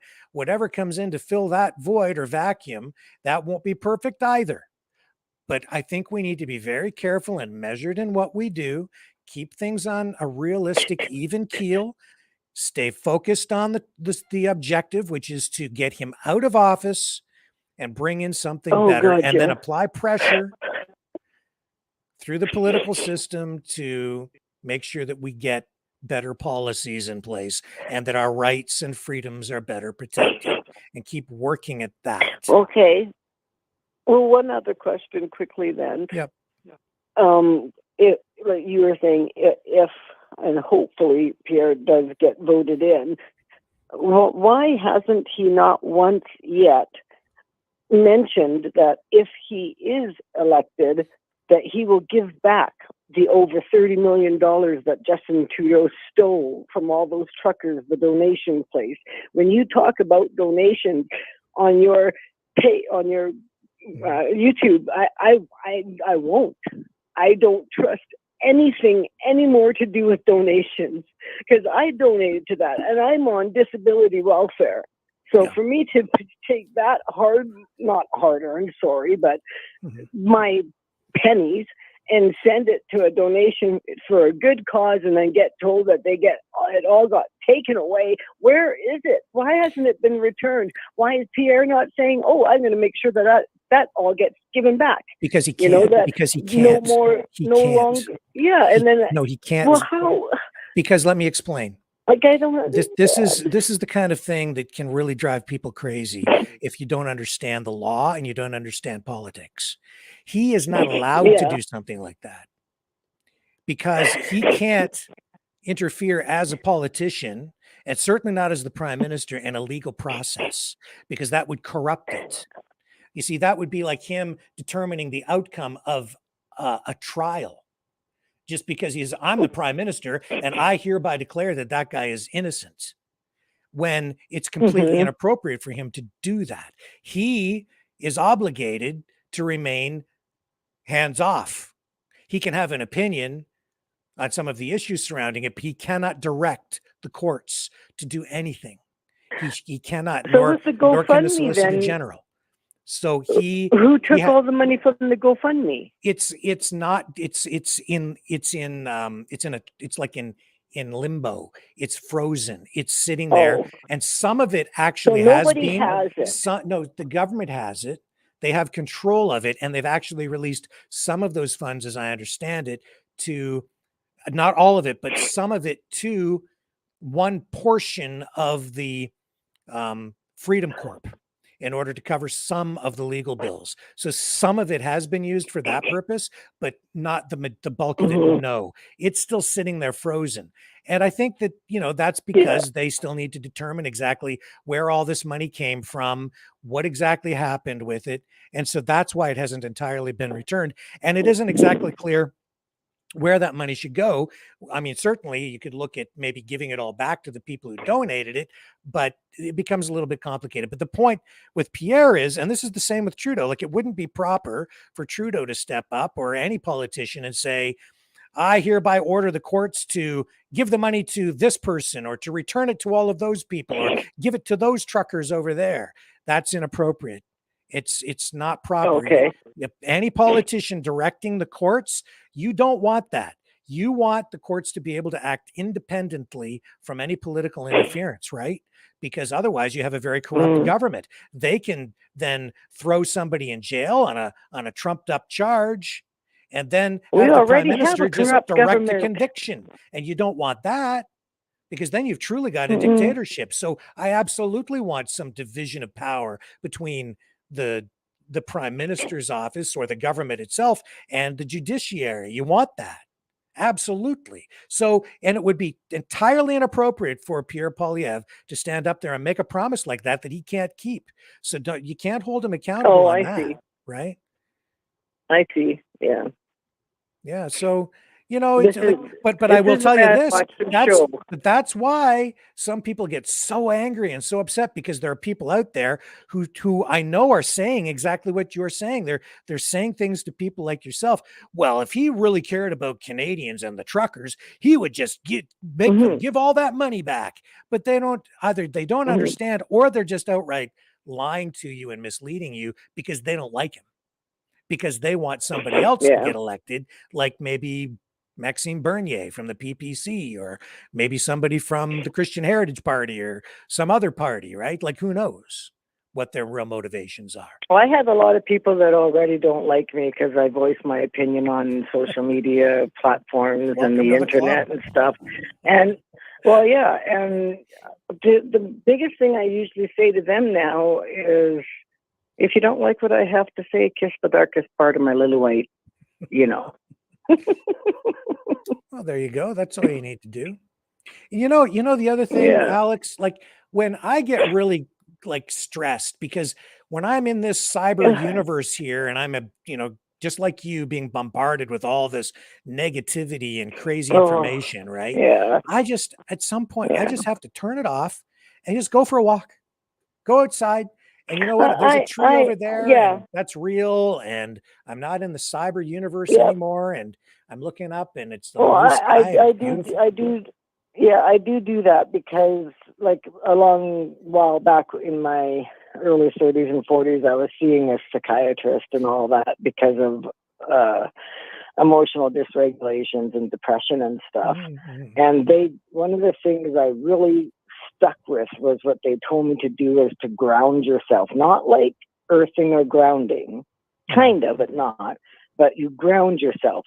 When you're getting hyper, you're getting worried, you're getting scared. For me, when I start saying I just want to leave the world because I can't handle this anymore, of Justin Trudeau and all the crap, she says, my psychiatrist says, ground yourself at that moment. Look around and feel what's beside you. What is that? Touch it, feel it, notice it, name it.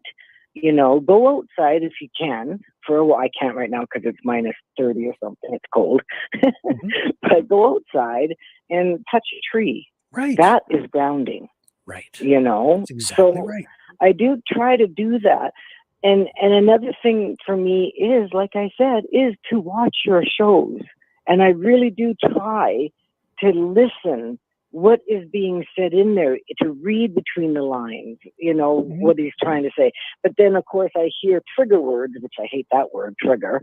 But, you know, like when you say, oh, donate to whatever. And I'm like, ooh, no, I don't want to donate to anybody. I don't do donations. And then when someone says a GoFundMe, I'm like, yeah, right. As if I'm going to use GoFundMe. Like, did you see what they did to the truckers? You know, so I'm just like, I don't trust anymore. My doctor wants to give me a prescription for something. I'm like, what is that? What is it? What's in there? What are you giving me? You know, I am so paranoid, worried. Yeah, I get it. You know, my take on this is a little different though, Alex. And here's where I'm at with it.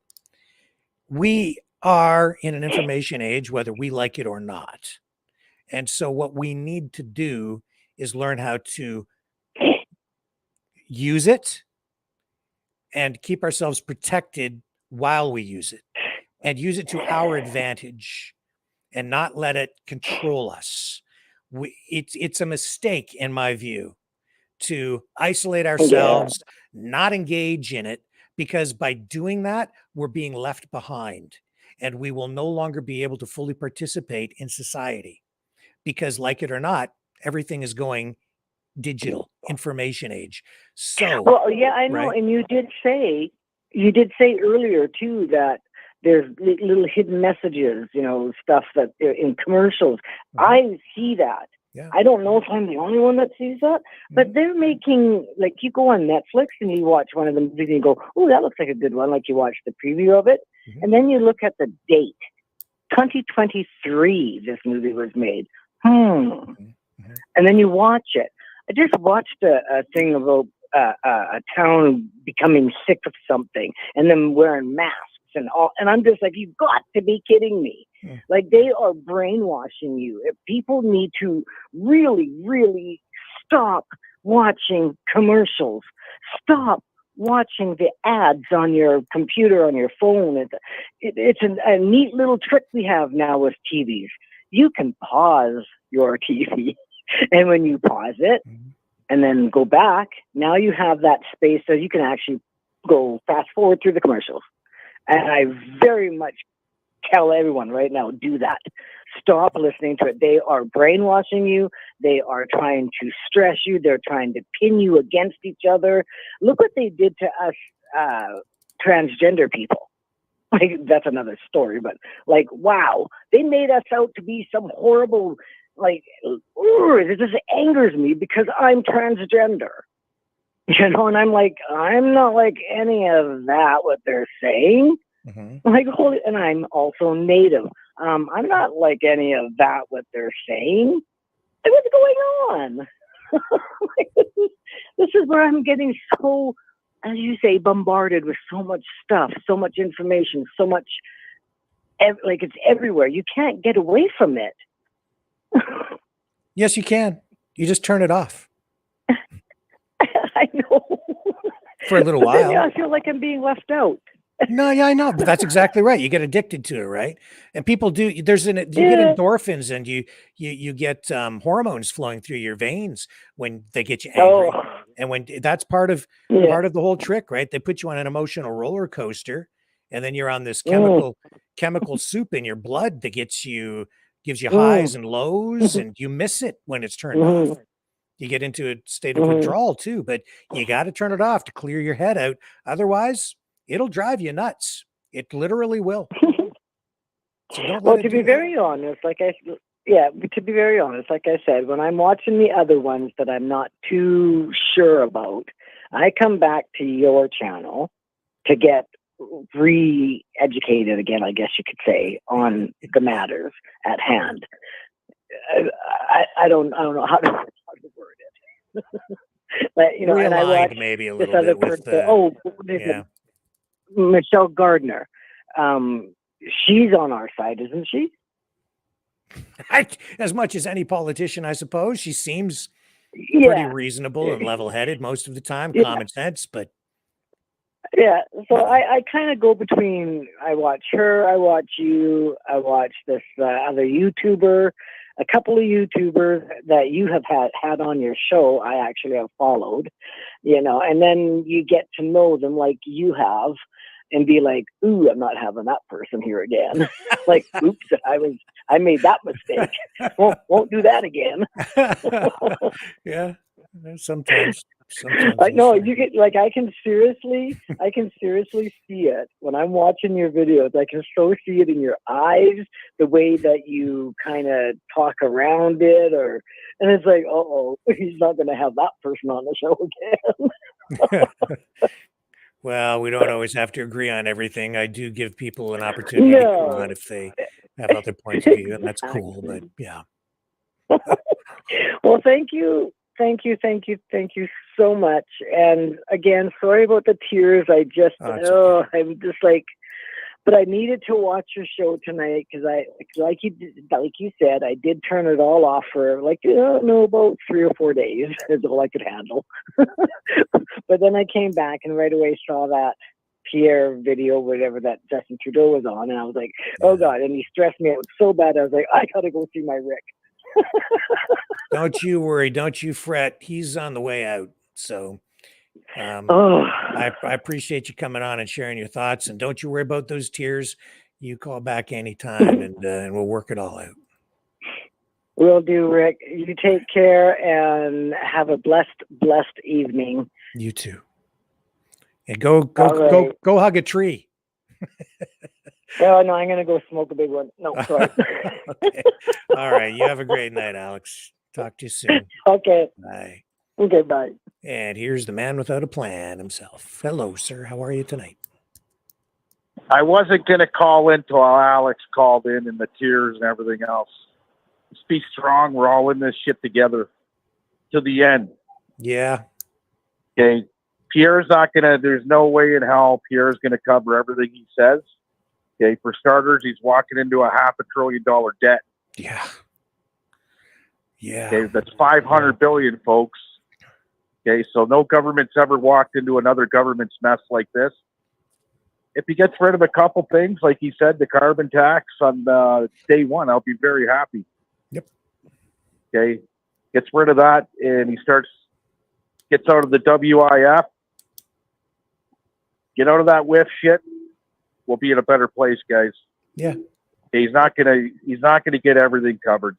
If you're expecting that, well, there ain't any government in the world that can walk into this problem and get rid of it overnight. Nope. Right. So that's exactly right. Just be strong. Trudeau, like you said, the trash always takes itself out. Mm-hmm. Okay, and as we see right now, it's taking itself out slowly but surely. It's only a matter of time. Mm-hmm. That's on both sides of the border. Yes. On both sides of the border. The only thing I like on that side of the border is the trash is taking itself out in a month. They're going to the polls in a month. Yeah. Right. So we're going to be stuck. We're going to be stuck for another, year and a half with this twit at the most. Okay. Yeah. At the most. I don't see it going that long, but then again, I didn't see it going this long. Mm-hmm. Right. I didn't think he'd be in office right now. I thought he would have been done last year. Right. So he's a narcissist. Yep. You don't know when to stop, okay? And he's going to keep doing what he's doing till the end. Yeah. And his end's coming near for his whole party. And if his whole party sits back and watches, well, the demise of the Liberal Party looks good on them. Because they had a chance to intervene and do the right thing for the people, and they didn't. Yeah. You know, we got this Eric fuck. Okay, the other day I posted something on Facebook. We got a Liberal MP in Windsor East, Eric, whatever his name is. Okay, him bragging about the EV plant, and he had a meeting with in this thing, and he was talking shit about Pierre. Okay, and about this EV plant, and Dave Cassidy is back in his play.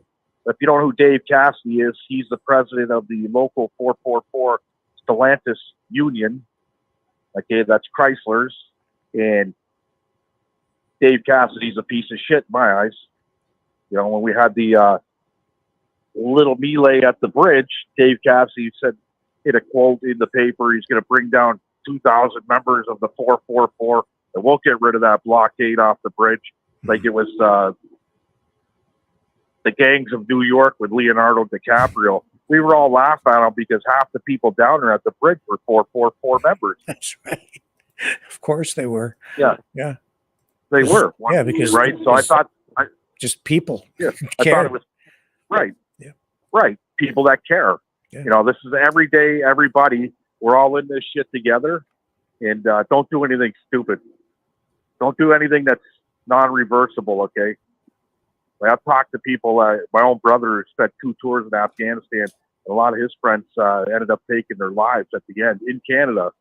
And you know, one-on-ones with my own brother, and I asked him, "How'd you get through it? You had any suicidal thoughts?" And my brother said, "No, I looked down that barrel a couple of times, right? But he's a family man, and you got through it, right? So, you know, get out, like Rick said, get out, talk to another person. Do not isolate. If you feel like that, don't isolate yourself. Isolation's got to be the worst thing for you when you're going through any depression whatsoever. Get out and talk to somebody. Speak to somebody who's positive. Okay, and there's, you know, in the Native community, get out to your elders. Get to the elders. Speak to the elders. Do what you got to do, right? That's right. Me, on the other hand, it's family members, it's friends. Get out. Okay, if you're feeling down and depressed this time of year, and get out. Just get out and see people, right? I got a good Christmas carol for everybody, and this is from Justin Trudeau. It says, "I have no gifts for you, ha ha ha ha ha." Okay, because nobody's getting shit this Christmas from the government. He's gonna try. He might try and come out with a Christmas bill. Oh, here's an extra $100 for groceries. Okay, and try to make themselves feel good with it, right? Yeah. I'm not going to say don't take the $100. Take it. He's going to give it away. Take whatever you can. It's your money anyway, because they stole it from you to begin with. So that's right. Yeah. And it's funny to hear Alex being of Native descent. You know, and hearing the Liberals all proud about all the things that they've done for the Natives. The Natives don't even like the fucking guy anymore. Yeah. Yeah. You know, he's a creep. So well, we got to bide time, bite her lip, and carry on, man. Don't do anything stupid. I know I always say shit in chat, like, where's the guy on the grassy knoll when we really need him, right?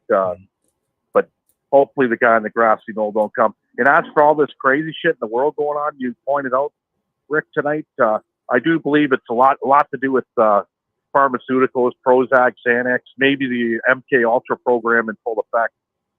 Yeah. Right? You got people doing strange shit all over the place. Yep. So who knows? It's going to come out. And the shit with the AI you're talking about, how they can read minds, this is no word of a lie. I was thinking, what do I want for Christmas?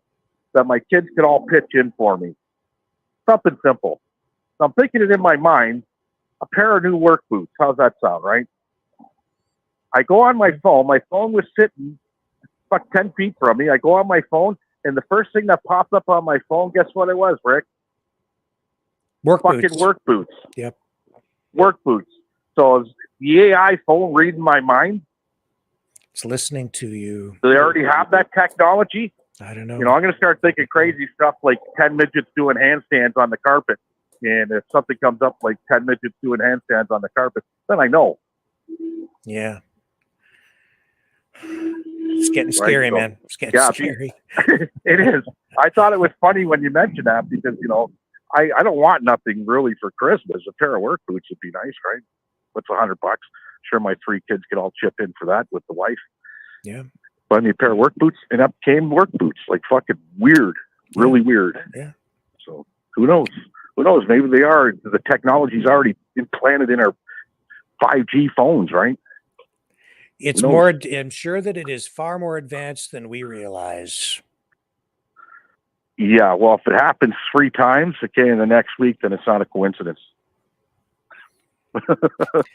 Like I said, I'll start thinking strange things, and if it pops up on my phone right away like that, then I know, right? I'm getting rid of the phone.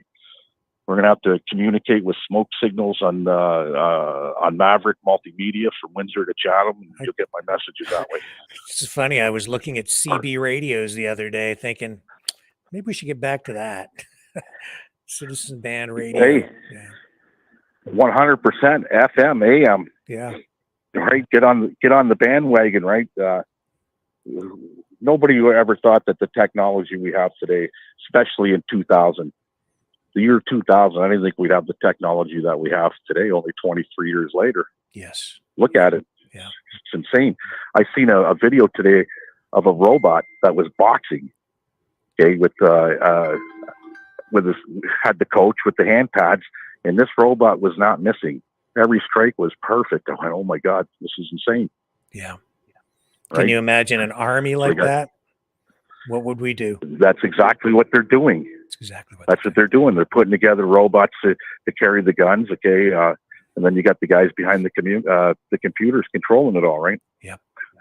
That's exactly right. Insane. Yep. Okay, Mr. Rick, I got to get on to the Dean Ryan show after this. Dean Ryan? I don't know. You know who Dean Ryan is? No, don't know. Oh, you got to look at Dean Ryan. He's a musician, and he's got his own show on Rumble. He starts at 10 o'clock, but tonight he's starting at 9 or whatever. But you got nice hair. Dean Ryan's got nicer hair. Ooh. Is that right? Yeah, and he plays a lot of Pink Floyd. Yeah, he likes Pink Floyd a lot, this guy. He's been all over the world, right? So, yeah, it's a good show. All of us usually hop over to that show after yours. Pretty groovy. Might have to check. All righty, buddy. All right. Thank you, Leo. Have a great night, man. Bye-bye. See ya. Okay, and is this Isabel? Yep, that's me. Howdy. You know. How's it going? How are you tonight? I'm okay tonight. How are you? Not too bad. I just came across a thing on Google, and I was wondering if you knew about the new $15 coin that's coming out. Nope, hadn't heard about it, but I can look that up. Has a dragon on it. Really? Isn't that interesting? Yeah. I'm like, what? Are you kidding me? Pure silver. Yeah. And it has a dragon on it. There it is. This is crazy. Why would it have a dragon? Is it the year of the dragon? I don't know what celebrating the year of the dragon. But that doesn't. Yeah. It doesn't symbolize anything for Canada. Yes. Why a dragon? It says here, I'm just looking it up here. I'll bring up the article on the screen for folks. Here it is here. So hopefully you can see that on the screen now. There it is bigger. And I'll read you what it says here. The Royal Canadian Mint introduced a brand new $15 coin. So it's 99.99% pure silver. Features a massive lucky dragon. It's the Lunar Year of the Dragon is the third fine silver coin to be released as part of the Lunar Year coin series, which began back in 2022 at the Year of the Tiger coin, which is also, I think, Chinese. Celebrating the Year of the Dragon, the silver $15 coin was inspired by Chinese folk art, which is depicted via the dragon and its intricate details on the reverse of the coin. The whimsical dragon was designed by Zhai Peiak. Considered to be the natural leader of the Chinese zodiac, the dragon symbolized strength and fortune. So the Royal Canadian Mint wrote on its website, it is known for its ability to make things happen when it focuses its energy, and in a year associated with the wood element, there is the potential for groundbreaking ideas that bring progress and prosperity. But yeah, why are we focused on something Chinese? Yeah. I'm just seeing if there's any explanation as to why. It has Queen Elizabeth II Like, on the other side.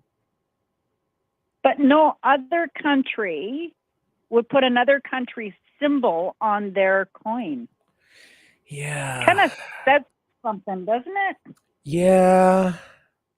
I was thinking about exactly that just yesterday.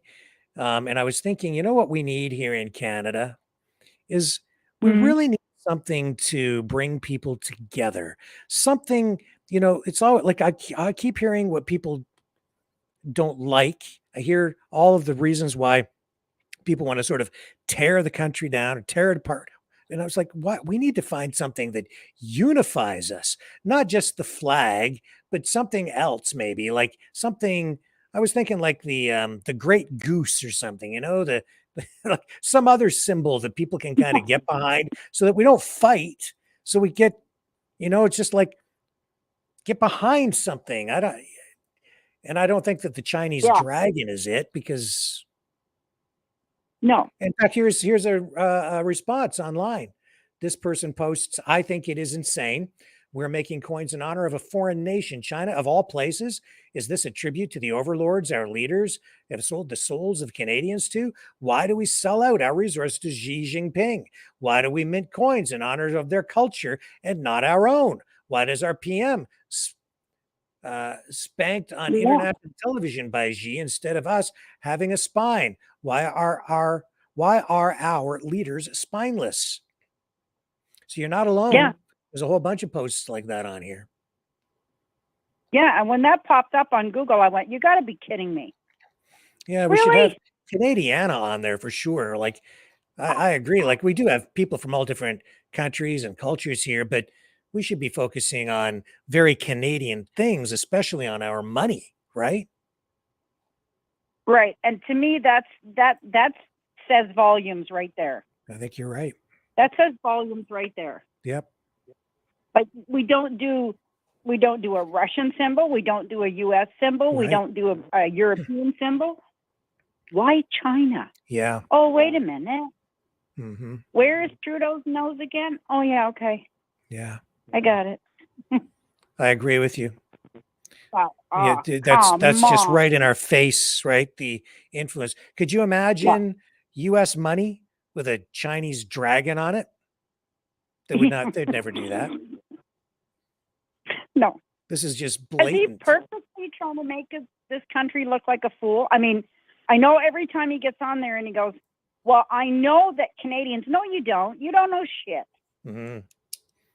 In fact, in the other room, when I was younger, I used to collect coins, and I have these Jacques Cartier silver dollars that I bought years and years and years ago. I bought a roll of them. I still have them. They're still rolled up mint, right? And but back then, we still put Canadian things on our currency, not Chinese dragons. You had the portage. You had the guys in the canoe, right? Yeah, that's right. And because my husband has when he was alive, he bought all these mint sets, and they had them like with the portage and with the moose, and all those symbols were on there, but they were Canadian symbols. Yeah. Yeah. And I thought, now you want to bring out a dragon. Yeah. So again, they've slid it under and just put it out there. Here you go, folks. Now you got a loony and a toonie. We're idiots, because that's what you call our money. But now you go put a dragon. Yeah, on the $15 coin. Oh my God. Yeah. Something else, eh? It's great. I mean, when I used to go to the States, and we did a lot of bike rallies in the States with the Goldwing group, and because we were bikers, and that's where I get my potty mouth from. But you would go down there, and they, you buy something, and they go, well, what is like, you know, and you ask their tax and they say, well, it's this or it's that. Like, I think in Nashville, I think it was 7%. When we got to Florida, it was like 4%. Yeah. And I looked at the guy and I said, 4%? He goes, yeah. He said, it's really high. This was in 2010. Yeah. I said, really high? I said, you should come to Canada. We pay 13%. He goes, what? And I said, we don't have pennies anymore. Because, you know, Canada, we have no cents. That's true. That is true. Yep. I'm like, oh my God. You know you're in believe it. They trouble. have a high- You know you're in trouble when they start eliminating coins because it costs more to produce the coins than they're worth. Yes. Yes. But We're- this just blew my mind tonight. And I thought, oh my God. Like, really? Yeah. I couldn't believe it. Have you ever seen the video of the Scottish grandmother trying to read the Willy Wonky Donkey? The Willy Wonky Donkey? Yeah. I don't think so. What is that? If you want to laugh, people should look that up. The Willy Wonky Donkey. Is this on YouTube? Or yes, I think it's YouTube. And honest to God, you'll be like her. You can't even get through the book, and she's reading it to her grandson, and you'll be in tears by the end Is with this her reading this. Wonky Donkey song unofficial music video? Is this like? And That's there's the a Wonky little kid. Here, I'll bring this up, and you tell me which one it is. Is this a long video or a short video? I think it's probably. Well, we'll run a little bit of it then. How about that? It's not a copyrighted thing, is it? Okay, so sorry. Oh, I hang on. I took you off the screen. I do that all the time when I'm trying to do this because I've got all these multiple screens and I always bring up the wrong thing. So hang on. I'm going to get you back on so people can hear you again. There you go. Okay. Now I have to go over here and actually bring it up. Are you up there? Okay, there you go. You're back on. Animated storybook. And we But need the one up above, the grandmother sitting with the little boy. Okay. Is that the one you want to The look at? Wonky Donkey. Yeah. Okay, so there's I put that there, and then I have to go to nope, not there. There, I gotta go there, and I gotta go there. All right, now I can bring it up. It gets complicated when we get into the phone system and I try to bring stuff up on the screen. But I've got her now. We've got her under control. Somebody sent me this, So and there you it's, go. honest to God, I almost wet my pants. So this is this one here, the Wonky Donkey. Welcome to the. This is a commercial. We'll just let that roll out without the audio. And is this it? Is that the lady? It's the one with the grandmother. Yeah, the one with the little boy. Okay. All right. It's not real long. She has- It's only a few minutes long. Let's tune in and listen to the Wonky Donkey. The Wonky Donkey.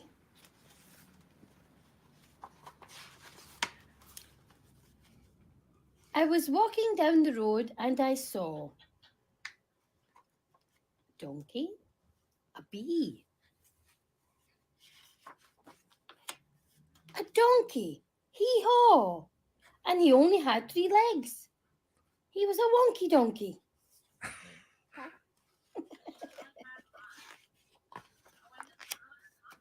I was walking down the road and I saw a donkey, hee-haw. He only had 3 legs and 1 eye. He was a winky wonky donkey. I was walking down the road and I saw a donkey. Hee-haw. He only had 3 legs, 1 eye, and he liked to listen to country music. He was a honky tonky winky wonky donkey. I don't know if the kids get it. She's enjoying it though.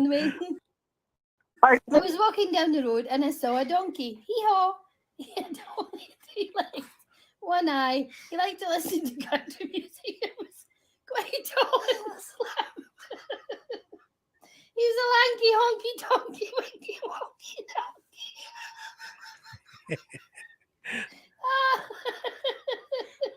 After you listen to this.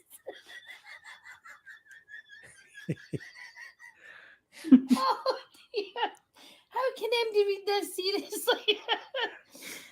I was walking down the road and I saw a donkey. Yo. Oh dear, hold on. Oh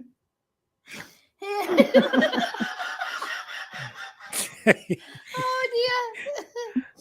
He only had 3 legs, 1 eye. He liked to listen to country music and was quite tall and slim. And he smelled really, really bad. Oh dear. He's a stinky, dinky, lanky, honky, tonky, winky, wonky, donkey.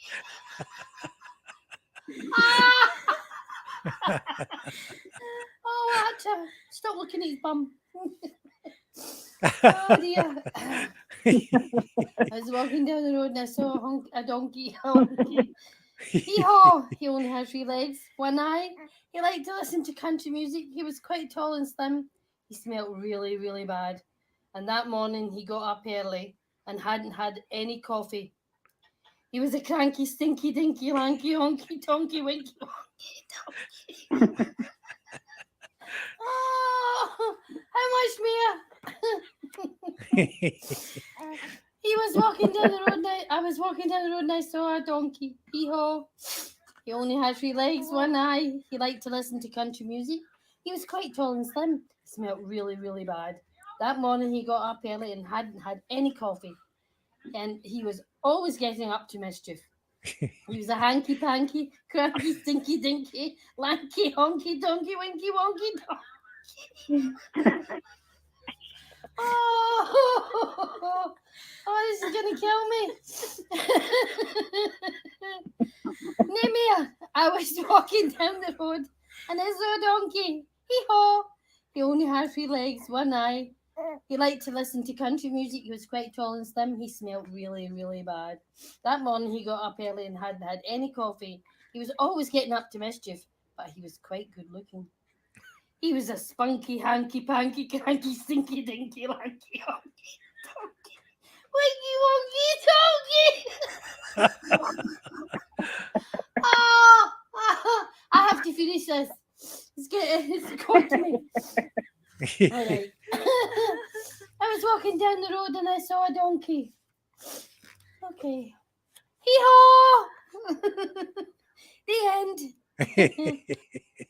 How to set up a that's fun. Great. That, and I tell you, every time I look at this, if I've had a rough day, by the time I've gone through that video, I'm crying, but because my sides hurt so bad from laughing. Well, now see, now if anybody's feeling down, just go watch the Wonky Donkey video, and that'll turn things around for you right there. Yeah, he did another one. It was called "I Need a New Bum." Oh, and okay. It's just as bad. But these books are actually on the market. Yeah. And if I had little kids, I would purchase one. Yeah.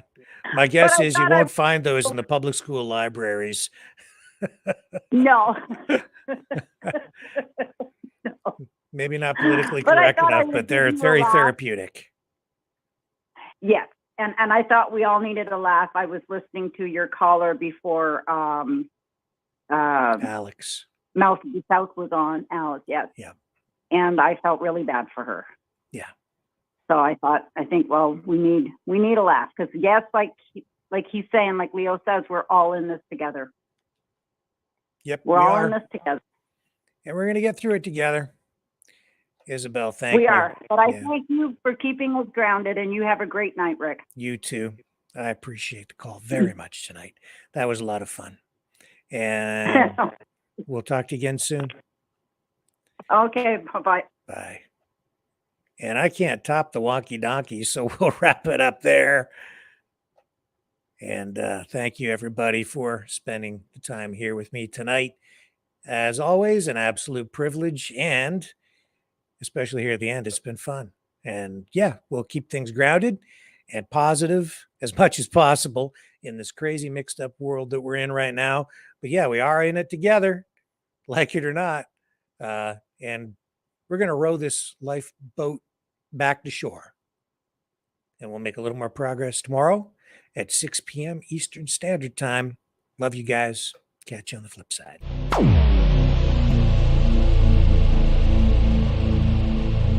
This has been a Maverick Multimedia production.